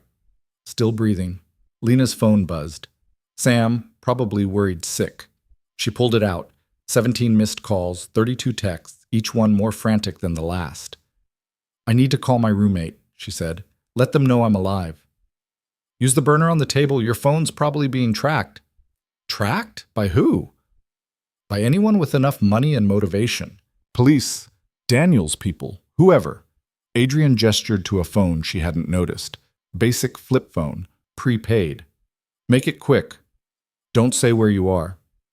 The conversation with Sam was tense and brief. Yes, she was okay. No, she couldn't explain everything. Yes, she'd be home soon. Maybe. The lie tasted bitter but necessary. When she hung up, Adrian was studying a laptop he'd pulled from a hidden compartment in the wall. His face was illuminated by the screen's glow, casting shadows that made him look older, haunted. Found something? Lena asked. Security footage from tonight. Marcus's system uploaded to a cloud server before the power cut. He turned the screen toward her. Watch this. The video showed the party in full swing, timestamp reading 9:47 p.m. People mingling, drinks flowing. Then Marcus pulling David aside, their heads close together in conversation. Marcus handed David something small, flash drive maybe. That's 20 minutes before the lights went out, Adrian said. Whatever's on that drive, David needed it before the attack. Could be anything. Could be. But look at David's face when he takes it. Lena leaned closer. David's expression was pure guilt, eyes darting, shoulders hunched, the body language of someone doing something wrong. He knows, she said. Whatever this is, he knows it's bad. Yes. Adrian closed the laptop. Monday's meeting just became more interesting. They spent the next hour planning. Adrian laid out the structure of his organization, who controlled what, who reported to whom, where the money flowed. It was complex, intentionally so. Layers of legitimate businesses hiding less legitimate operations. Restaurants and clubs, yes, but also real estate deals with questionable financing, construction projects that never quite finished, shipping containers that arrived at odd hours. I'm not a good person, Adrian said at one point, matter of fact. I've done things that would disgust you, hurt people, destroyed lives. I won't pretend otherwise. Why tell me that? Because you should know what you're getting into, who you're working with. He met her eyes. I'm offering you a lot of money to help me find a traitor, but that money comes from places you probably don't want to think about too hard. Lena considered this. She should have been horrified, should have walked out right then. Instead, she said, everyone's money comes from somewhere ugly if you trace it back far enough. At least you're honest about it. That's a cynical view. I spent 5 years watching rich people treat servers like furniture while pretending to be good people. Cynicism feels earned. Adrian almost smiled. Fair enough. By 3 a.m., they had a rough plan. Monday's meetings would proceed as scheduled. Marcus at 10, Victoria at 11, David at noon. Adrian would play wounded, vulnerable. Meanwhile, Lena would be watching from a hidden camera feed, looking for tells, anything that suggested guilt or coordination. What about Daniel? Lena asked. Daniel's the front man. Flashy, obvious. He wants me focused on him while someone else does the real damage. Adrian rubbed his injured shoulder. We ignore him for now. Let him think he's won. He tried to kill you. That seems like something we shouldn't ignore, which is exactly what he wants me to think. Wants me angry, wants me retaliating. Adrian shook his head. No, we stay focused on the insider. Find them, and we find the real plan. Lena wanted to argue, but she was too tired. The adrenaline had fully drained away, leaving only exhaustion. Her body felt heavy, her mind sluggish. There's a bedroom through that door, Adrian said, noticing. Get some sleep. We've got a long few days ahead. What about you? I don't sleep much anymore. He moved back to the window. Haven't since Elena died. 3-4 hours a night if I'm lucky. Adrian, I'm fine. Go. She wanted to say something comforting, something that acknowledged the pain he was clearly carrying, but words felt inadequate. So she just nodded and headed for the bedroom. The room was as sparse as the rest of the apartment. Single bed, gray sheets, blackout curtains. But it was clean and quiet, and right now that was enough. Lena lay down fully clothed and closed her eyes. Sleep came fast and dreamless, the kind of exhaustion-driven unconsciousness that felt more like shutdown than rest. She woke to sunlight bleeding around the curtains and the smell of coffee. Her body ached in places she hadn't known could ache. The events of the previous night felt distant, unreal, like something she'd watched in a movie rather than lived through. But the gun on the nightstand was real enough. So was the blood on her dress. Her beautiful borrowed dress, now ruined. Adrian was in the kitchen, already dressed in clean clothes, a mug in his hand. He looked like he hadn't slept at all. Morning, he said. Coffee's fresh. What time is it? Almost noon. You were out for 8 hours. Lena sat up slowly, her head pounding. You should have woken me. You needed rest. Nothing's happening until tomorrow anyway. He poured her a mug and handed it over. There are clean clothes in the closet. Might be a bit big, but better than the dress. She found jeans and a t-shirt that did indeed hang loose but were clean. The shower was hot and powerful, and she stood under it for 20 minutes, washing away dried sweat and fear. When she emerged, she felt almost human again. Adrian was on the phone, speaking quietly in what sounded like Mandarin. He switched languages mid-conversation, Korean, then something else she didn't recognize, his tone never changing. When he noticed her, he wrapped up quickly. Sorry, damage control. He set the phone down. Half the city's talking about last night. Marcus's house getting shot up, bodies, police everywhere. People are asking questions. What are you telling them? That I left early. That I wasn't there when it happened. That I'm as shocked as everyone else. Adrian's smile was cold. The beauty of being careful is that there's no footage of me inside when the shooting started. Far as the official story goes, I was already gone. What about me? You were never there. No guest list, no security footage, nothing. You're a ghost. He gestured to the table where an envelope sat. There's $10,000 in there. Call it a down payment on the 50. Also a new phone, encrypted, untraceable. Use it for everything from now on. Lena picked up the envelope, felt the weight of it. More money than she'd held at once in years. This is real, she said softly. This is actually happening. Yes, you can still walk away if you want. Keep the money, disappear. I won't stop you. She should have taken the offer, should have grabbed the cash and run as far as it would take her. Instead, she said, Tell me more about Elena. Adrian's expression shuddered. Why? Because whoever killed her is behind all this. Because understanding her helps me understand what we're up against. Lena sat down across from him. You said she noticed patterns. What kind of patterns? He was quiet for a long moment. When he spoke, his voice was careful, controlled. Small discrepancies at first. A restaurant reporting slightly less revenue than expected. A construction project going over budget in odd ways. Nothing dramatic, just off. Adrian traced the rim of his mug. She started digging deeper. Found that certain shipments were being recorded twice. Once in the official books, once in a shadow set. Same product, 2 different prices. Money laundering. Sophisticated money laundering. Whoever set it up knew exactly what they were doing. They were using my legitimate businesses to clean money from other sources. His jaw tightened. Making me complicit without my knowledge. That's not just theft. That's framing. Exactly. If it ever came to light, I'd take the fall. My businesses, my signature on the documents. Meanwhile, someone else was profiting. Adrian looked at her. Elena figured out the structure, but she never found out who was running it. How much money are we talking about? Over 4 years? Millions. Maybe tens of millions. Hard to say without knowing the full scope. Lena's mind raced. This wasn't some disgruntled employee stealing from petty cash. This was organized, long-term, sophisticated, the kind of operation that required inside knowledge and outside resources. Daniel doesn't have the patience for this, she said slowly. This is too careful, too methodical.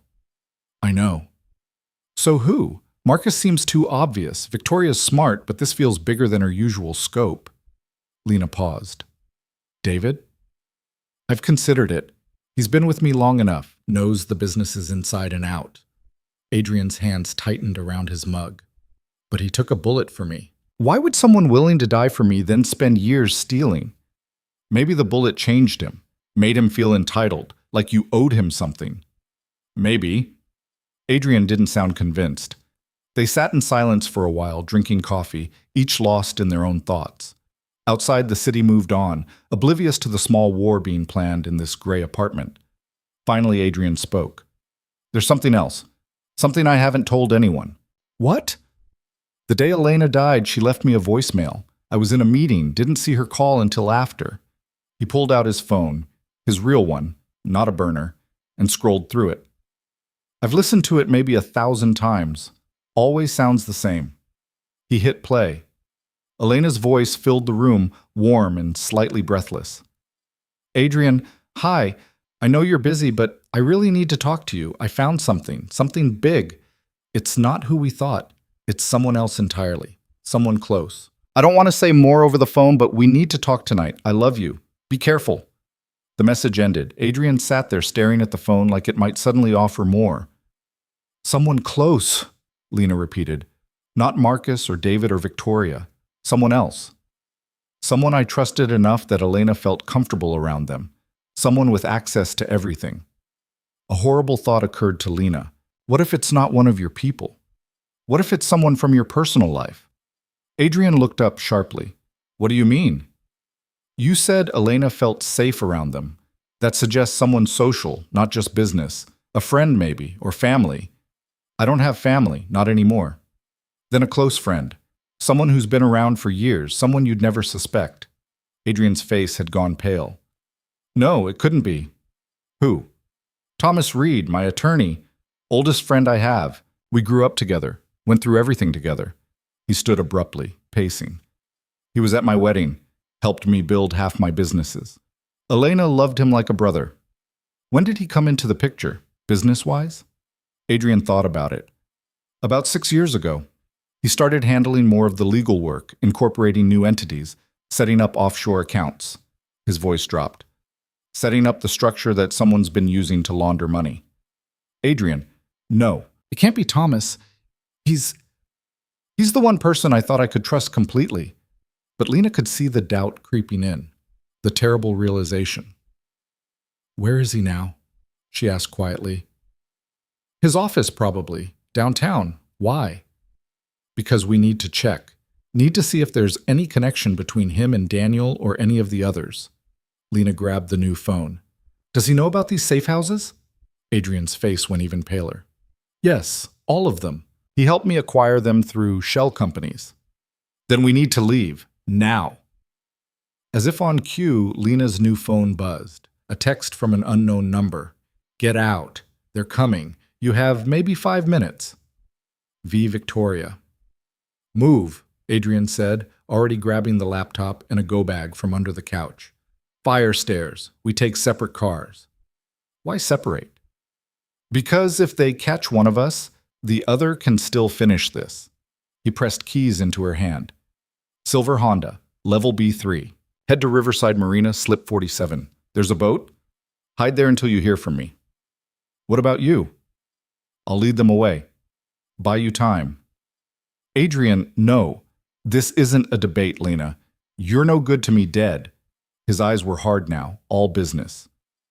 You want it in? This is in. Sometimes that means splitting up. Sometimes that means being bait. They heard the elevator ding in the distance. Voices. Heavy footsteps. Go, Adrian said. Now. Lena grabbed the go bag and ran. The fire stairs were concrete and cold, her footsteps echoing. She took them two at a time, her heart hammering. Behind her, she heard doors crashing open, shouting, a gunshot. She forced herself not to look back. Level B3. Silver Honda.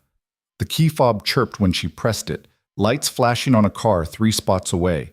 She threw the bag in the passenger seat and started the engine. More gunshots above, closer now. Lena reversed out hard, tires squealing. The parking garage exit was on the far side. She had to drive past the elevators to get there. As she approached, the elevator doors opened. 3 men in dark clothes, guns drawn. Lena floored it. The Honda surged forward. The men scattered, one of them getting off a shot that spiderwebbed the rear windshield.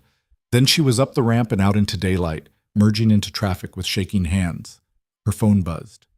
Adrian, keep going. Don't stop. I'm alive. Relief flooded through her, sharp and surprising. She barely knew this man. Shouldn't care this much whether he lived or died. But she did. The marina was 40 minutes away through midday traffic that felt designed to torture her. Every cop car made her flinch. Every dark sedan looked suspicious. By the time she pulled into the marina parking lot, her hands were cramping from gripping the wheel.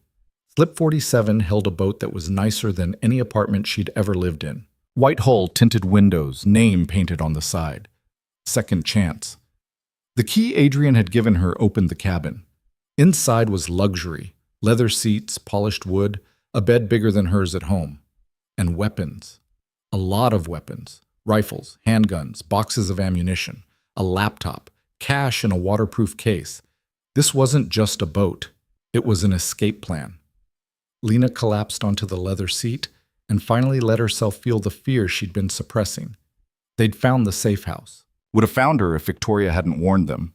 Victoria, who supposedly hated Adrian, who wanted him dead or in her bed. Why would she help? The phone buzzed again. Not Adrian this time, an unknown number. She answered cautiously. Hello? Don't trust him. Victoria's voice tight with urgency. Adrian's lying to you about something. I don't know what, but I know him. He always has an angle. Why are you helping me? Because you seem genuine, and genuine people don't last long in Adrian's world. Victoria paused. Also because whoever's trying to kill him might come after you next. You were seen together. That makes you a target. Who's behind this? I don't know. I swear I don't. But it's bigger than Daniel, bigger than Marcus or David. She lowered her voice. Be careful, Lena. The money he's offering isn't worth your life. The line went dead. Lena sat there, phone in hand, mind spinning. Everyone was lying about something. Adrian about who he suspected. Victoria about her motivations. Maybe even Elena's voicemail was misdirection, planted evidence. She didn't know who to trust, which meant she could only trust herself. The sun was setting when Adrian finally arrived, moving carefully, checking his surroundings before boarding. He had new blood on him, not his own, from the looks of it. You're okay, he said when he saw her. Statement, not question. For now, you? Lost them in Chinatown. Doubled back 3 times to be sure.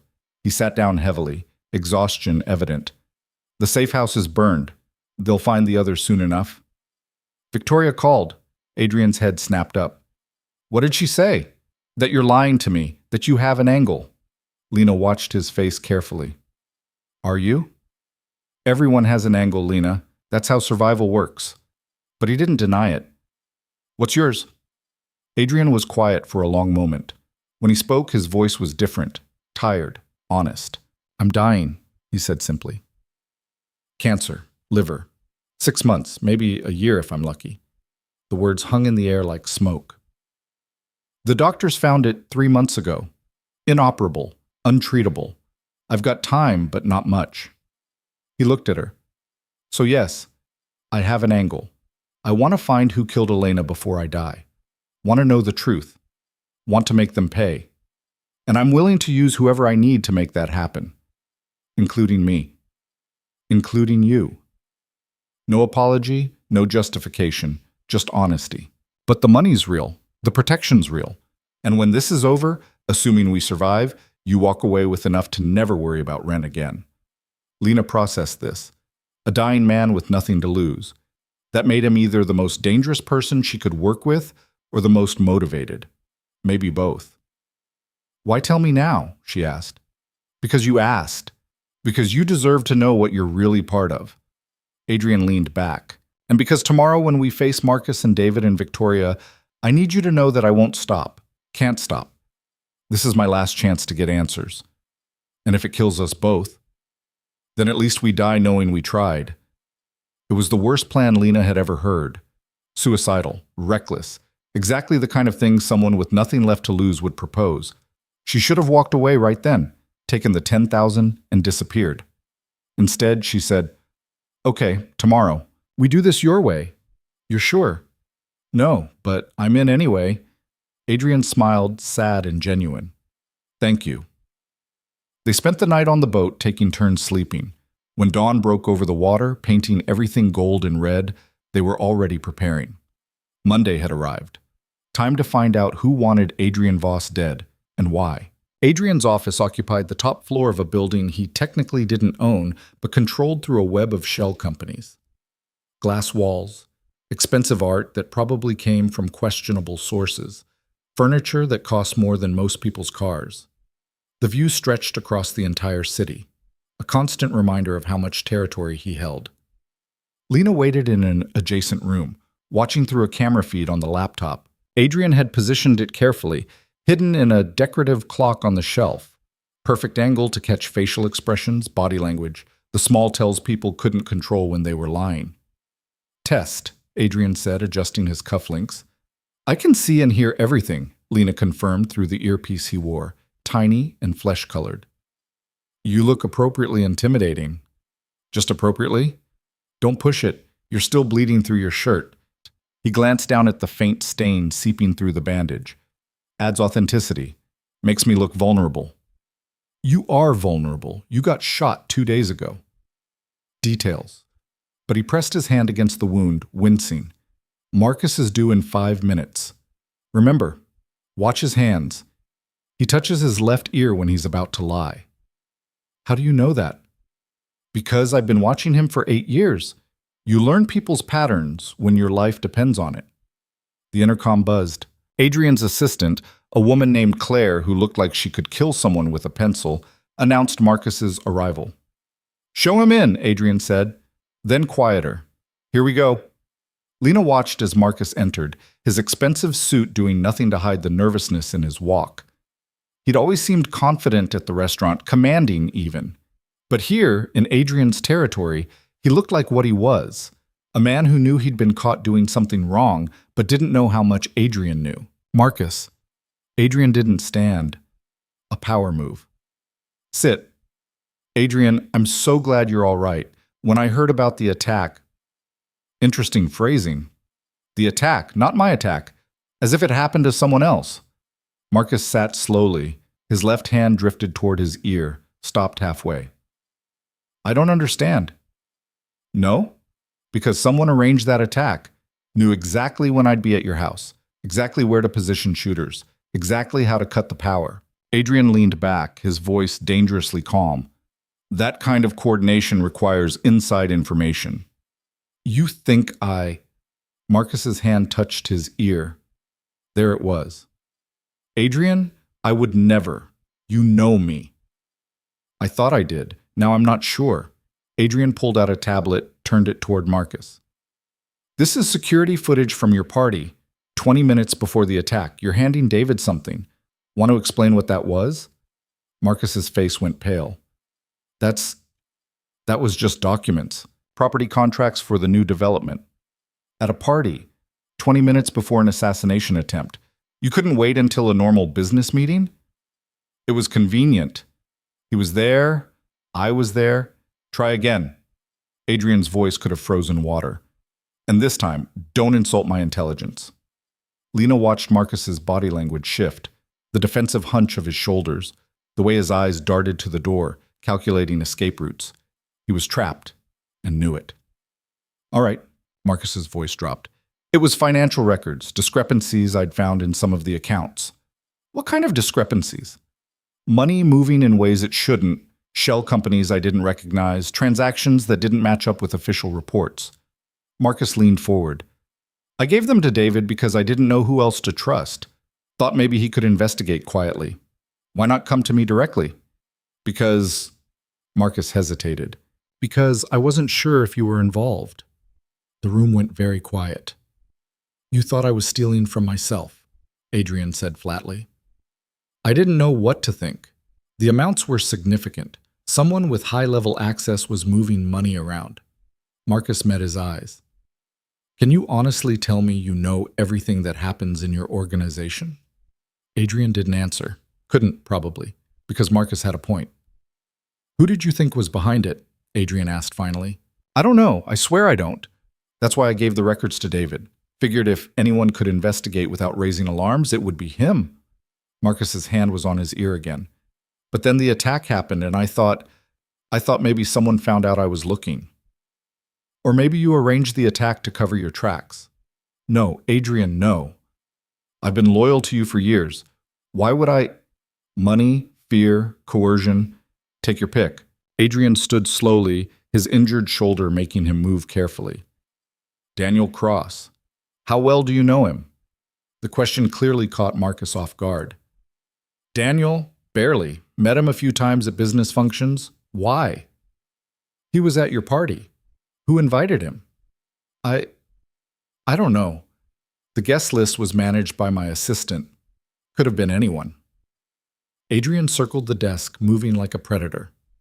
You see my problem, Marcus? Every answer you give raises more questions. Every explanation feels convenient.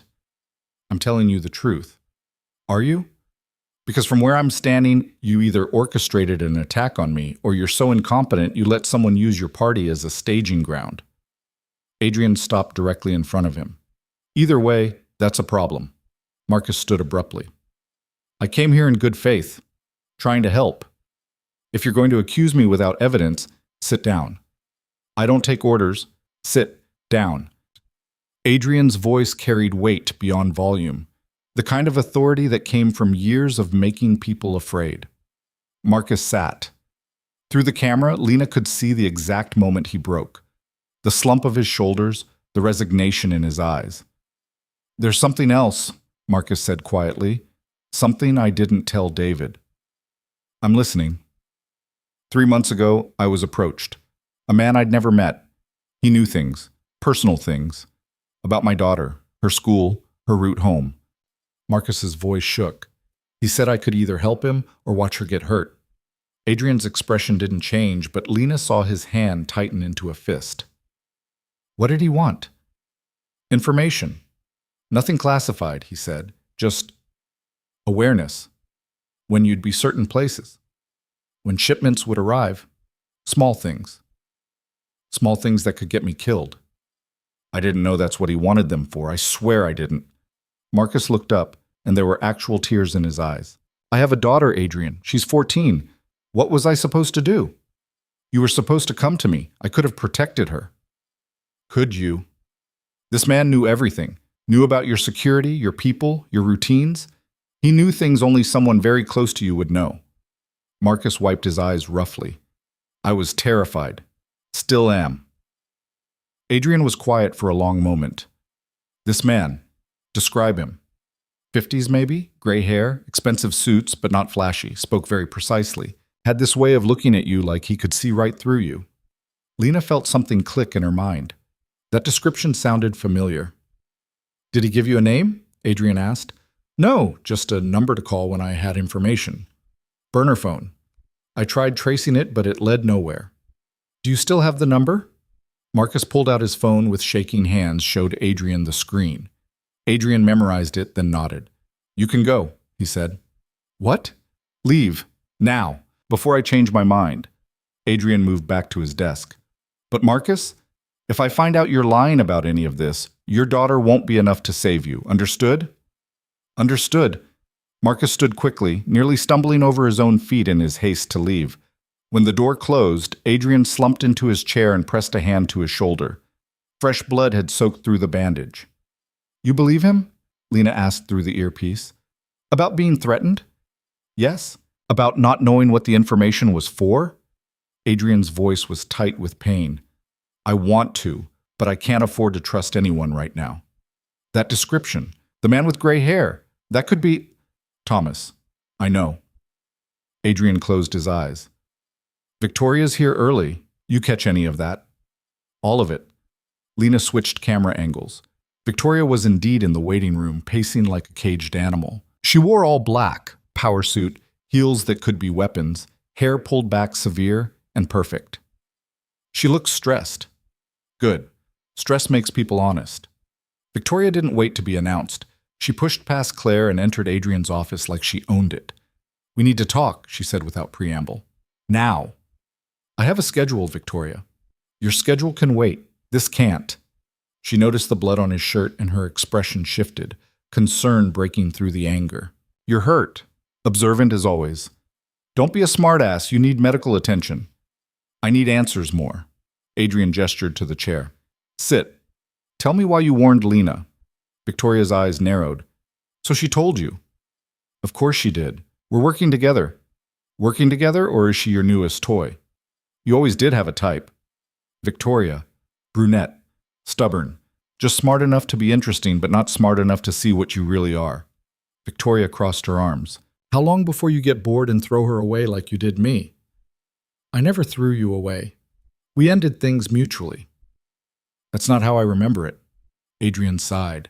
We're not doing this. Not now. Just tell me why you helped. Victoria was quiet for a moment, her anger cooling into something more complicated. Because I know you didn't arrange that attack. You're many things, Adrian, but you're not suicidal, which means someone's trying to kill you. She sat down. And whoever it is, they're good. Better than Daniel. You think Daniel's being used. I know he is. Daniel's ambitious, but he's not smart enough to organize something this sophisticated. He's a front. Probably doesn't even realize it. Then who's behind him? That's what I've been trying to figure out. Victoria pulled out her phone, scrolled through something. I started looking into the financial records after Elena died. Not officially. I didn't want to tip anyone off, but I found patterns. Adrian sat forward despite the pain. What kind of patterns? Money moving through your clubs, large amounts. Being cleaned through drink sales, event tickets, VIP table fees, except the numbers don't match the actual traffic. She turned her phone toward him. Someone's using your clubs to launder money. Has been for years. Elena found the same thing. She was going to tell me who. I know. We talked the day before she died. Victoria's voice softened. She asked me to keep records. Said if anything happened to her, someone needed to have evidence. You've had evidence this whole time and didn't tell me? I've had pieces, not enough to prove anything, and I didn't know who to trust. For all I knew, you were in on it. She met his eyes. Are you? No. Swear it. On Elena's memory. I swear. On Elena's memory. Adrian's voice was raw. I loved her. Would never have done anything to hurt her. Victoria studied his face for a long moment, then nodded. I believe you. Which means someone in your inner circle is doing this without your knowledge. Someone close enough to manipulate the books, to move money, to cover their tracks. Thomas Reed.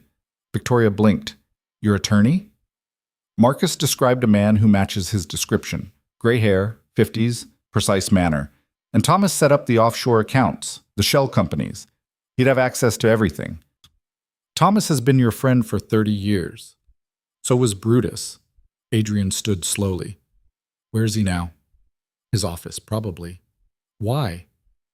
Because I'm going to ask him some very pointed questions. Adrian, wait. No, I've waited 4 years for answers. I'm not waiting anymore. He looked at the clock on his desk, the one hiding the camera. Lena, meet me at the car. We're going to see Thomas. Victoria's head snapped toward the clock. She's been listening this whole time. Every word. You manipulative son of a… Save it. Adrian moved toward the door. You can come with us or you can stay here. Your choice. Victoria grabbed her purse. I'm coming. Someone needs to keep you from doing something stupid. Too late for that. I hired Lena. Despite everything, Victoria almost smiled. Lena met them at the underground parking garage. David was there too, which was unexpected. He stood next to a black SUV, arms crossed, looking grim. "David," Adrian said carefully, "what are you doing here?" "I could ask you the same thing. You're supposed to be resting." David's gaze shifted to the blood on Adrian's shirt. "That needs attention." "Later. Right now I need to talk to Thomas." "About what?" "About why he's been stealing from me for 4 years. About why he killed my wife." Adrian's voice was ice. "Step aside, David." "I can't let you do this." "Excuse me?" David pulled out a gun, not pointing it at anyone, just holding it, available. "Thomas called me this morning, said you might come looking for him. Said you'd be confused, aggressive, dangerous." "Thomas called you," Adrian repeated slowly, "and you believed him over me. He said you've been unstable since Elena died, that the cancer's affecting your judgment, that you might hurt people." David's hand tightened on the gun. "Is that true? Are you sick? Who I am and what I'm dealing with is none of your business. It is when you're about to go shoot our attorney." David's voice was gentle but firm. "Adrian, you're not thinking clearly. Let me help you. We can figure this out together." Lena watched the scene unfold with growing dread. David wasn't acting like a traitor. He was acting like someone genuinely worried about a friend, which made him either the best liar she'd ever seen or completely innocent. "David," Adrian said quietly, "how much did Thomas pay you?" "What? He didn't pay me anything." "Then why are you protecting him?" "I'm protecting you from yourself." David took a step forward. "You've been spiraling for months, taking risks you never would have taken before, trusting strangers." His eyes flicked to Lena. "Bringing civilians into dangerous situations. That's not the Adrian I know. Maybe you don't know me as well as you think. Maybe. Or maybe you don't know yourself anymore." David lowered the gun slightly. "Come back upstairs. Rest. Let me investigate Thomas properly. If he's guilty, we'll handle it legally." "Legally?" Adrian laughed, but there was no humor in it. "David, we don't do anything legally. That's not how this world works." "It could be. You could change. Walk away from all this before it kills you." David's voice cracked. "Please, Adrian, you're my friend. Let me help." For a moment, Adrian seemed to waver. Then his expression hardened. "Get out of my way. I can't do that. Then shoot me, because I'm not stopping." David raised the gun, properly this time, pointed it at Adrian's chest. His hand was shaking. "Don't make me do this," David said. Victoria moved fast. She'd pulled her own gun. When had she gotten that? And now it was pointed at David's head. "Lower it," she said calmly. "Right now." "Victoria, stay out of this. Lower your weapon, or I'll make your wife a widow." David's face went pale. The gun lowered slightly. "Thank you," Victoria said. "Now, we're all going to have a rational conversation. Adrian, tell David what you found." Adrian explained quickly. Marcus's confession, the description matching Thomas, the financial records, Elena's voicemail. With each revelation, David's expression grew more troubled. "That doesn't make sense," David said when Adrian finished. "Thomas has been nothing but loyal." "Has he? Or have we just been blind?" Adrian pressed. "Think about it. Who recommended the shell companies? Who set up the offshore accounts? Who had Elena's complete trust? If Thomas wanted you dead, you'd be dead. He's had 1,000 opportunities over the years. Unless he needed me alive, needed my businesses running smoothly so he could keep stealing." Adrian stepped closer. "The flash drive Marcus gave you. What was on it?" David hesitated. "Financial records, same as what Marcus told you. I was investigating quietly, trying to figure out who was responsible." "And?" "And every trail led back to shell companies registered through Thomas's firm." David's voice dropped. "But I thought it was someone using his firm without his knowledge. Identity theft, maybe. Forged documents. Or maybe he's just better at covering his tracks than we gave him credit for." Adrian held out his hand. "The flash drive. Give it to me." "I don't have it anymore. I gave it to Thomas yesterday. Asked him to investigate his own firm's security." The silence that followed was absolute. "You gave the evidence to the person we're investigating," Victoria said slowly. "David, please tell me you're joking." "He's our attorney. He has resources we don't. He's the suspect." Victoria's gun hand trembled with fury. How can you be this stupid?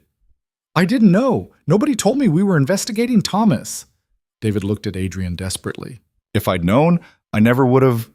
It doesn't matter now. Adrian was already moving toward the SUV. He knows we're on to him. He'll run or he'll fight back. Either way, we need to find him before he disappears. They piled into the SUV, Adrian driving despite his injury, Victoria in passenger, Lena and David in back. The tension was thick enough to cut.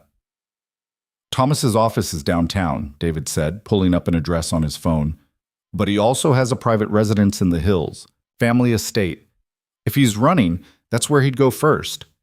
The estate, Adrian decided. That's where he'd keep anything important. Documents, money, evidence. They drove in tense silence. Lena watched the city blur past, her mind racing. Everything was happening too fast. This morning they had suspects, now they had a target, but something felt off about it. Too neat. Too convenient. Adrian, she said quietly, what if this is another trap? Then we'll deal with it. That's not a plan. It's the only plan we have. He glanced at her in the rear-view mirror. You can still walk away, Lena. This isn't your fight. Yeah, well, I'm in too deep now. She checked the gun Adrian had given her. Fully loaded, safety off. Besides, someone needs to keep you from dying before you finish this. Victoria laughed despite herself. I like her, Adrian. She's got backbone. She's insane. We're all insane. But there was something like affection in Adrian's voice. The Reed family estate sat on 20 acres of pristine land, all old money and careful cultivation. The main house was colonial style, white columns and brick, the kind of place that whispered respectability and tradition. Cars lined the circular driveway, too many cars for a Monday afternoon. That's not good, David muttered. No. Adrian parked at a distance behind a hedge that provided cover. That's very not good. They approached on foot, using the trees for concealment. As they got closer, Lena could see people moving inside the house. A lot of people. And none of them looked like household staff. Is that Daniel Cross? Victoria whispered. It was. Through the large windows, they could see Daniel in the study, talking with animated gestures. And next to him, calm and composed, sat Thomas Reed. They're working together, Adrian said flatly. Thomas and Daniel. But why? David asked. What could Daniel possibly offer Thomas? Deniability? A scapegoat? Someone to take the fall when everything comes crashing down. Adrian's jaw was tight. Thomas has been building to this for years. He just needed someone stupid enough to be the face of the operation. We need backup, Victoria said. We can't take on this many people alone. No backup. Everyone we call could be compromised. Adrian checked his gun. We go in quiet. Find evidence. Get out. That's a terrible plan. You have a better one? Before Victoria could answer, the front door opened. Thomas Reed stepped out, phone to his ear. He looked exactly as Marcus had described. Distinguished, precise, completely in control. He was also looking directly at their hiding spot. Adrian, Kit, he called out calmly. I know you're there. Come out. Let's talk like civilized people. It's a trap, David hissed. Obviously. Adrian stood slowly, hands visible. Stay here. Cover me. Adrian, don't... But he was already walking toward the house, moving like a man with nothing left to lose. Because he was. Lena's heart hammered as she watched him approach Thomas. The two men faced each other on the pristine lawn, separated by 20 feet and 30 years of friendship.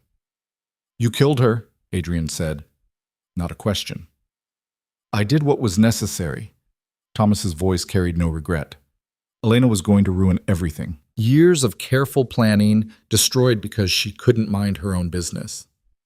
She was your friend. She was an obstacle. There's a difference. Thomas gestured toward the house. Come inside. There are things you should know before this ends. Before what ends? Before I kill you, obviously. Thomas said it like he was discussing the weather. But I owe you an explanation first, for old time's sake. Adrian could have shot him right there. Should have. But Lena could see the hesitation, the need to understand why his oldest friend had betrayed him. All right, Adrian said finally, let's talk. He walked toward the house, and there was nothing Lena could do but watch as he stepped into what was very clearly a death trap. We have to help him, she said urgently. We will. Victoria was already moving, circling toward the back of the house. David, take the east side, Lena. You're with me. We go in quiet. We go in fast. When the shooting starts, and it will start, we get Adrian out. Understood? Lena nodded, her mouth dry. This was it. The moment where everything either came together or fell completely apart. They were about to find out which. The back entrance to the Reed estate was unlocked, which told Lena everything she needed to know. Thomas wanted them inside, wanted all the pieces on the board before he made his final move.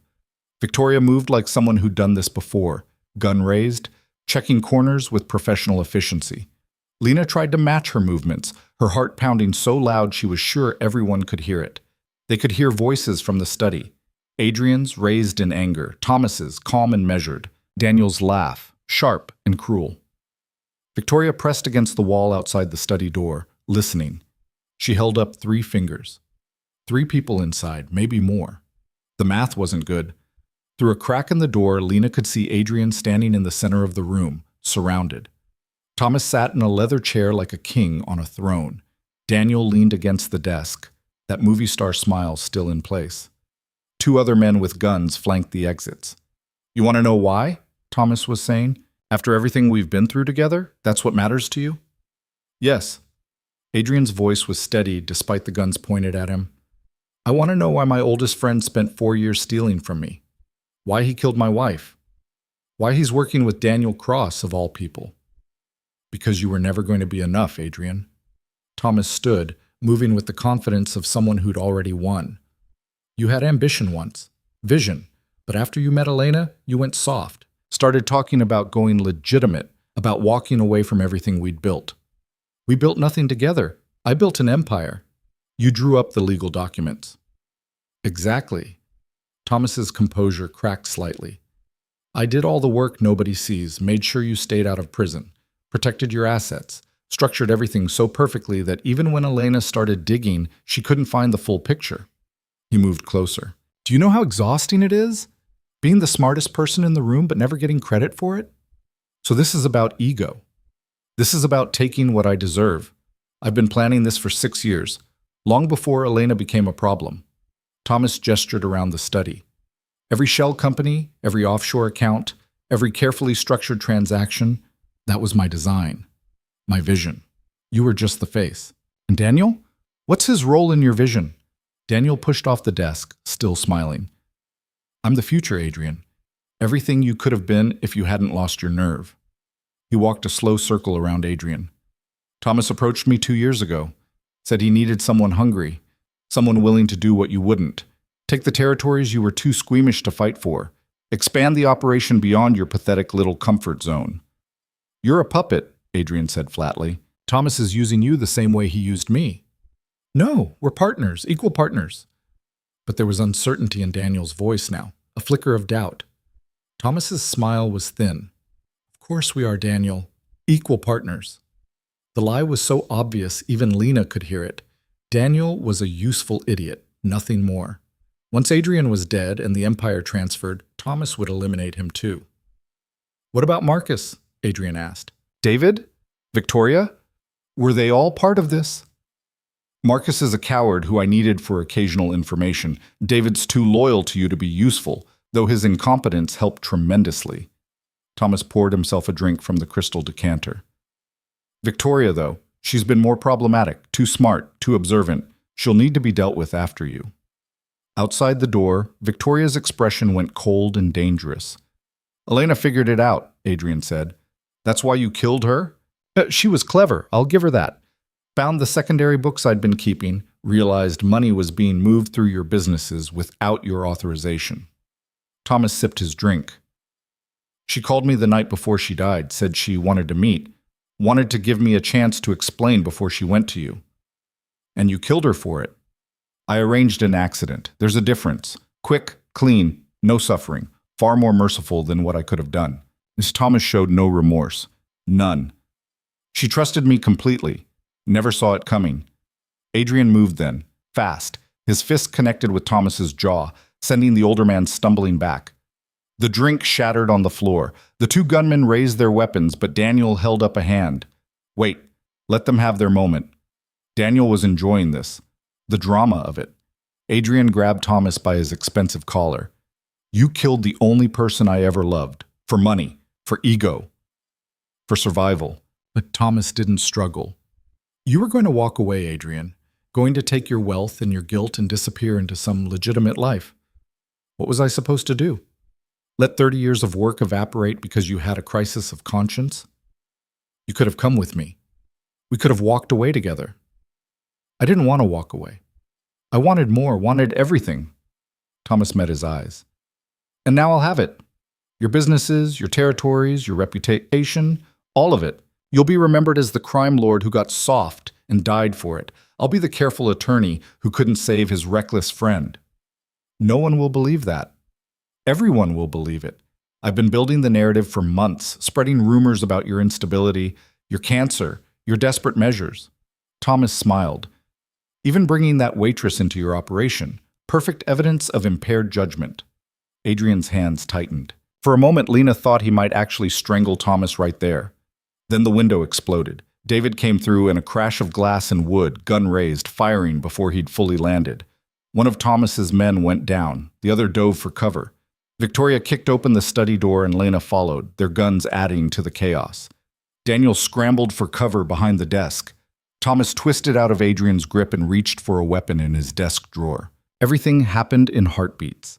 Adrian tackled Thomas before he could reach the gun. They went down hard, Adrian's injured shoulder screaming, but he didn't let go. Years of friendship burning away in seconds of violence. Daniel fired from behind the desk. The shot went wide, shattering a lamp. Victoria returned fire, driving him deeper into cover. David was grappling with the remaining gunman. They crashed into a bookshelf, sending leather-bound books cascading down. Lena stood frozen for half a second.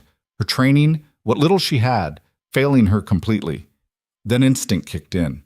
She moved toward Adrian, covering his back as he fought Thomas. The older man was stronger than he looked.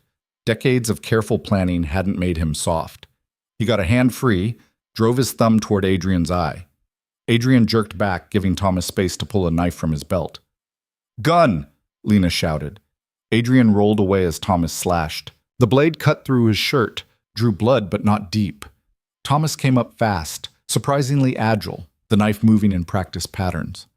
"I taught you how to fight," Thomas said, breathing hard. "You think you can beat me?" "I don't have to beat you. I just have to survive long enough." Adrian backed toward Lena. "Now would be good." She raised her gun, hands shaking, trying to get a clear shot. But Adrian and Thomas were too close, moving too fast. If she fired, she might hit Adrian. Behind them, Victoria had Daniel pinned down, but he was returning fire whenever she paused to reload. David had knocked out his opponent, but more men were coming. Lena could hear footsteps in the hallway, voices shouting. They were about to be overwhelmed. "The desk!" Adrian shouted at her. "Bottom drawer! Flash drive!" Thomas's eyes widened. He lunged for the desk, but Adrian grabbed him, hauled him back. They crashed into the fireplace, struggled among the ashes. Lena ran to the desk, yanked open the bottom drawer. Inside was a small safe, digital lock. She tried random combinations. Nothing worked. "Elena's birthday!" Adrian called out, dodging another knife thrust. "March 17th, 89. The safe clicked open. Inside was a flash drive, several passports with Thomas's photo and different names, and a handgun. Lena grabbed all of it just as more men poured into the study. Victoria swore, diving behind an overturned chair. David retreated toward the window he'd come through. They were trapped. Then Daniel did something unexpected. He stood up from behind the desk, hands raised. "Wait!" His voice cut through the chaos. "Everyone stop!" The new arrivals hesitated, unsure. Daniel looked at Thomas, then at Adrian, and something in his expression had changed. The cocky smile was gone. "Thomas," Daniel said slowly, "when exactly were you planning to kill me?" "Daniel, don't be ridiculous, because Adrian's right. This whole operation you've been playing me, using me." Daniel's hands lowered slowly. "I'm not smart, but I'm not completely stupid. You were always going to eliminate me once Adrian was dead, weren't you?" Thomas tried to compose his face, but the truth was already written there. "You son of a bitch," Daniel said quietly. "I actually trusted you." "Daniel, We can discuss this after. No, we discuss it now. Daniel turned to his men. Lower your weapons. New plan. Sir? One of them said uncertainly. I said lower them. Daniel's voice carried authority now. Real authority, not the performed kind. Adrian, you and I have problems, but at least you've always been honest about what you are. Thomas? He shook his head. You're just a snake wearing a suit. Thomas's composure finally cracked. You're making a mistake. Yeah, probably. Wouldn't be my first. Daniel moved toward the door. But I'm not going to be your murder weapon. You want Adrian dead? Do it yourself. He walked out. His men followed after a moment's hesitation. Just like that, the odds had shifted. Thomas stood there in the ruined study, knife still in hand, facing Adrian and 3 guns. The calculation in his eyes was quick. He couldn't win this. Not directly. This isn't over, he said. Yes, Adrian replied. It is. Thomas moved fast, throwing the knife at Adrian while simultaneously diving for the window David had broken through. The knife missed, barely. Thomas rolled through the shattered frame and disappeared into the grounds. Go! Victoria was already moving. I'll cover the east side. David ran west, cutting off the escape route to the driveway. Adrian sprinted after Thomas, ignoring the blood streaming from his shoulder. Lena hesitated only a second before following. The Reed estate grounds were extensive, manicured lawns giving way to natural forest. Thomas had a head start, but he was older, less practiced at running for his life. Adrian was injured but motivated by 4 years of rage and grief. Lena pushed herself to keep up, her lungs burning. She could see Thomas ahead, moving through the trees. Adrian was gaining, his longer stride eating up the distance. They reached a clearing where the lawn dropped away to a rocky hillside. Thomas stopped, cornered. He turned to face them, breathing hard. It's over, Thomas, Adrian said. The flash drive has everything. Your accounts, your transactions, proof you killed Elena. Even if you run, everyone will know what you did. Proof I killed her? I don't think so. Thomas was smiling again, confident. That flash drive has financial records, nothing connecting me to Elena's death. You just confessed, in front of witnesses. Your word against mine. And considering your reputation, your illness, your recent instability, Thomas shrugged. I'll take my chances. Adrian raised his gun. Then I'll save the courts the trouble. You won't shoot me. Thomas's voice was certain. You never had the stomach for it. That's why you needed people like David. People who could do what you couldn't. You're wrong. Adrian's hand was steady. I've changed. No. You've just convinced yourself you have. But under everything, you're still that scared kid I met 30 years ago. The one who needed me to protect him. Needed me to... Adrian pulled the trigger. The shot echoed across the hills, sending birds scattering from nearby trees. Thomas stumbled back, his expression one of genuine surprise. He looked down at the blood spreading across his chest. You shot me, he said, almost confused. You actually shot me. Yes. Adrian's voice was empty, hollow. For Elena. Thomas fell to his knees, then to his side. His breathing came in wet gasps. Adrian stood over him, gun still raised, watching him die. Adrian, Lena said quietly. She didn't know what else to say. He killed her. Adrian's hand was shaking now. He killed her and he didn't even care. Just business to him, just numbers and opportunity. Thomas tried to say something, but blood filled his mouth. His eyes fixed on Adrian's face, wide and frightened. For the first time, he looked genuinely afraid. Then he stopped breathing. Adrian lowered the gun slowly. He stood there for a long moment, staring at his oldest friend's body. Then he turned and walked back toward the house without a word. Lena followed, her mind reeling. She'd just watched someone die, watched Adrian kill in cold blood, should have felt horrified, should have felt something. Instead, she just felt tired. Victoria and David met them at the house. Victoria took one look at Adrian's face and understood immediately. Is he dead? She asked. Adrian nodded. Good. Victoria's voice carried no sympathy. He deserved worse. The flash drive, David said. Did you get it? Lena held it up. Everything we need. Financial records, shell companies, years of theft, enough to prove Thomas was behind everything. What about Daniel? Adrian asked. Gone. took his men, and left. Victoria holstered her gun. He knows better than to come back now. Thomas was his only real connection to your operation. Without that, he's just another wannabe with no real power. He tried to kill me. And he failed. Let it go, Adrian. You've got bigger problems. Victoria gestured at the house. There's a dead body in your attorney's house, along with evidence of significant financial crimes. We need to manage this carefully. I'm not covering it up. Everyone stared at him. What? David said. I'm not covering this up. No more lies, no more shell games. Adrian looked at each of them. I'm going to the police, turning over everything, the flash drive, my testimony, all of it.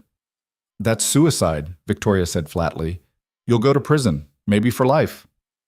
Probably, but it's what Elena would have wanted, what she was trying to do when she died. Adrian pulled out his phone. She wanted me to go legitimate, couldn't do it while she was alive. This is the next best thing. Adrian, think about this. I have. For 4 years I've thought about it, every day. He dialed. This is how it ends. Not with more violence, not with more lies, just truth. Finally. The police arrived within 20 minutes, then more police, then federal agents who'd apparently been building a case against Adrian's organization for months and were delighted to have him volunteer testimony. They separated everyone for questioning. Lena spent 4 hours in an interview room telling her story over and over. The party, the attack, the meetings, Thomas's confession. She left nothing out, even the parts that made her look complicit. When they finally released her, it was dark outside. Claire, Adrian's assistant, was waiting with a car and an envelope. Mr. Voss asked me to give you this, she said. Inside was cash, $40,000, a note in Adrian's handwriting, the rest of what I owe you. Thank you for coming back. A.V. Where is he? Lena asked. Federal detention. He'll be transferred to a holding facility tomorrow pending trial. Claire's expression was professionally neutral. He wanted you to know you're free. No obligations. No expectations. Can I see him? No visitors. Attorney only. Claire handed her a business card. But if you need anything, legal help, protection, money, call this number. Mr. Voss arranged everything before he turned himself in. Lena stared at the card. Adrian had planned this, had known how it would end, and prepared for it anyway. Is he going to survive prison? She asked. With the cancer? I don't know. The lawyers are arguing for house arrest on medical grounds, but given the charges, Claire shook her head. It doesn't look good. Sam picked Lena up from the police station at midnight. They drove in silence for 20 minutes before Sam finally spoke. Are you okay? No. Lena leaned her head against the window. But I will be. What happens now? Now? I figure out what to do with $40,000 and a story nobody would believe. You could go back to school, finish your degree, start over somewhere else. Maybe. Lena closed her eyes. Or maybe I do something completely different. Something that matters. 3 months later, Lena stood outside the federal courthouse, watching people stream past. The trial had been quick. Adrian had pled guilty to most charges, accepted a plea deal in exchange for testimony against other members of his organization. 10 years, eligible for parole in 7. With his cancer, he probably wouldn't live that long. But he'd done it. Dismantled his empire piece by piece, testified against everyone from city officials to rival crime bosses. The newspapers called it the biggest organized crime cleanup in decades. They also reported that he'd donated millions to charities, set up trusts for families affected by his operations, tried to make amends in whatever ways he could. Victoria had taken over several legitimate businesses Adrian had owned, restructuring them to actually be legal. David had retired, moved to Montana with his wife. Marcus was in witness protection. Daniel Cross had vanished, rumors placing him everywhere from Mexico to Thailand. Lena had used the money to start something new. A nonprofit helping people in situations like she'd been in, desperate, broke, one bad shift from losing everything. It wasn't glamorous work, didn't pay much, but it mattered. She visited Adrian once, 2 months into his sentence. He looked thinner, older, but somehow lighter, like a weight had been lifted. You didn't have to come, he'd said through the plexiglass barrier. I wanted to. Needed to see you were okay. I'm dying in a federal prison. Definition of not okay. But he'd smiled. How's the nonprofit? Growing. We helped 12 families last month. It's something. It's everything. Adrian had leaned forward. I was wrong about you. That first night at the restaurant, you're not desperate. You're stubborn. There's a difference. You were wrong about you too. You're not empty. Just lost. There's a difference. They talked for the full hour visiting time allowed. About everything and nothing. About Elena and what she would have thought. About second chances and whether anyone really deserved them. When the guard called time, Adrian had pressed his hand against the glass. Lena had matched it from her side. Thank you, he'd said, for coming back, for staying, for being honest when everyone else was lying. Thank you for the opportunity, even if it was insane. Especially because it was insane. He'd smiled. Take care of yourself, Lena Cross. You too, Adrian Voss. That was 4 weeks ago. This morning, Lena had gotten a call from Claire. Adrian had died during the night. Peaceful, the doctor said, in his sleep. His cancer had progressed faster than anyone expected. The funeral was small, just a handful of people who'd known him before everything went wrong. Lena stood at the back, not sure she had the right to grieve someone she'd known for less than 2 weeks total. But she'd known him in a way most people never did, seen him at his worst and his best, watched him choose truth over survival, justice over revenge. After the service, Victoria approached her. He left you something, she said, handing over a small box. Asked me to give it to you if anything happened. Inside was a key and another note. The boat is yours. The title's already transferred. Use it or sell it. Your choice. The name seemed appropriate. AV Second Chance. Lena held the key, feeling its weight. A boat she'd never asked for. A gift from a dying man who'd decided she deserved something good. What will you do with it? Victoria asked. I don't know. Maybe keep it. Go sailing on weekends. Pretend I'm someone who has boats. Lena closed the box. What about you? Keep building what he started. The legitimate version. See if maybe we can prove that people can change. Victoria pulled out a business card. When you get tired of nonprofit work, and you will, everyone does, call me. I could use someone with your skills. What skills? I was a waitress. You see through people's bullshit. That's the most valuable skill in business. Victoria smiled. Think about it. She walked away, leaving Lena alone with her thoughts and a key to a boat she never expected to own. Lena's phone buzzed. Sam, asking if she needed company. She typed back, I'm okay. Home soon. But she didn't go home. Not yet. Instead, she drove to the marina, found Slip 47, stood on the dock, staring at the boat that was apparently hers now. The city spread out behind her, full of desperate people and bad choices and moments that changed everything. Somewhere out there, someone was working a job they hated, one shift away from breaking. Someone was making a decision that would define their life. Someone was choosing whether to run or fight back. Lena had been that person, had thrown wine at a crime boss and somehow survived the consequences, had helped take down a decades-old criminal empire, had watched people die and lived to tell about it, had $40,000 in the bank, a boat, and a nonprofit that was actually helping people. Not bad for a burned-out waitress with $47 and nothing left to lose. She stepped onto the boat, felt it rock gently under her weight. The cabin smelled like leather and possibility. On the small table, she found one last note she'd missed before. Adrian's handwriting, slightly shaky from illness or pain. Lena, you asked me once what I saw when I looked in the mirror. For years, I saw nothing, just empty space where a person should be. But watching you refuse to back down, refuse to break, refuse to be less than you were, I started seeing something different. Not redemption exactly. More like proof that even people who've done terrible things can recognize something good when they see it. Thank you for being stubborn, for being brave, for reminding me what it looks like to actually care about something beyond survival. The boat's name isn't just about second chances. It's about the chance to be better than we were, to choose differently. You gave me that chance, even if I couldn't take it as far as I wanted. Now I'm giving it to you. Use it well. Adrian Lena read it twice, then folded it carefully and put it in her pocket. She sat there as the sun set, painting the water gold and red, thinking about choices and consequences, and whether anyone really got the ending they deserved.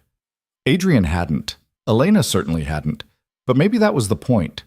Maybe the ending wasn't what mattered. Maybe it was the moment you decided to stop running.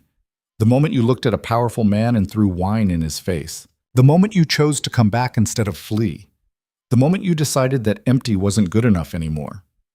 Lena pulled out her phone and called Sam. "Change of plans," she said when they answered. "Come to the marina, bring wine. I have a boat now and a story you won't believe." "You have a what?"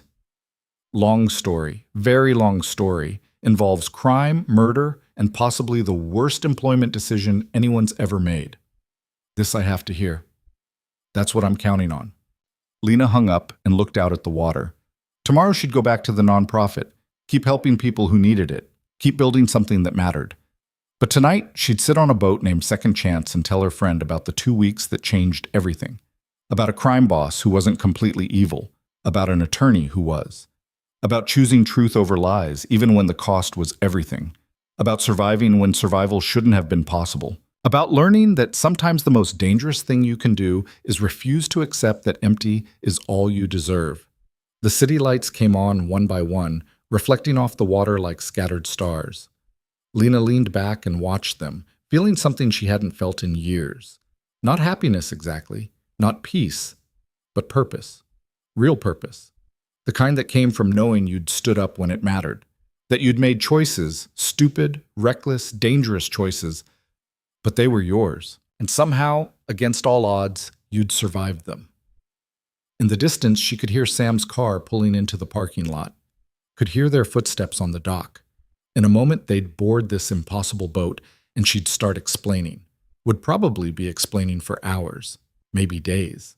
But right now, in this quiet moment before the story began again, Lena just sat and breathed and felt grateful to be alive, to have fought and survived and come out the other side as someone stronger. Someone who'd learned that power wasn't about money or control or fear.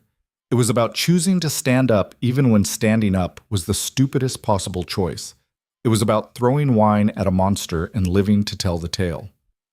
Sam climbed aboard, 2 bottles of wine in hand, questions already forming on their face. Lena smiled and started talking. It was a hell of a story, and for once, every word of it was true.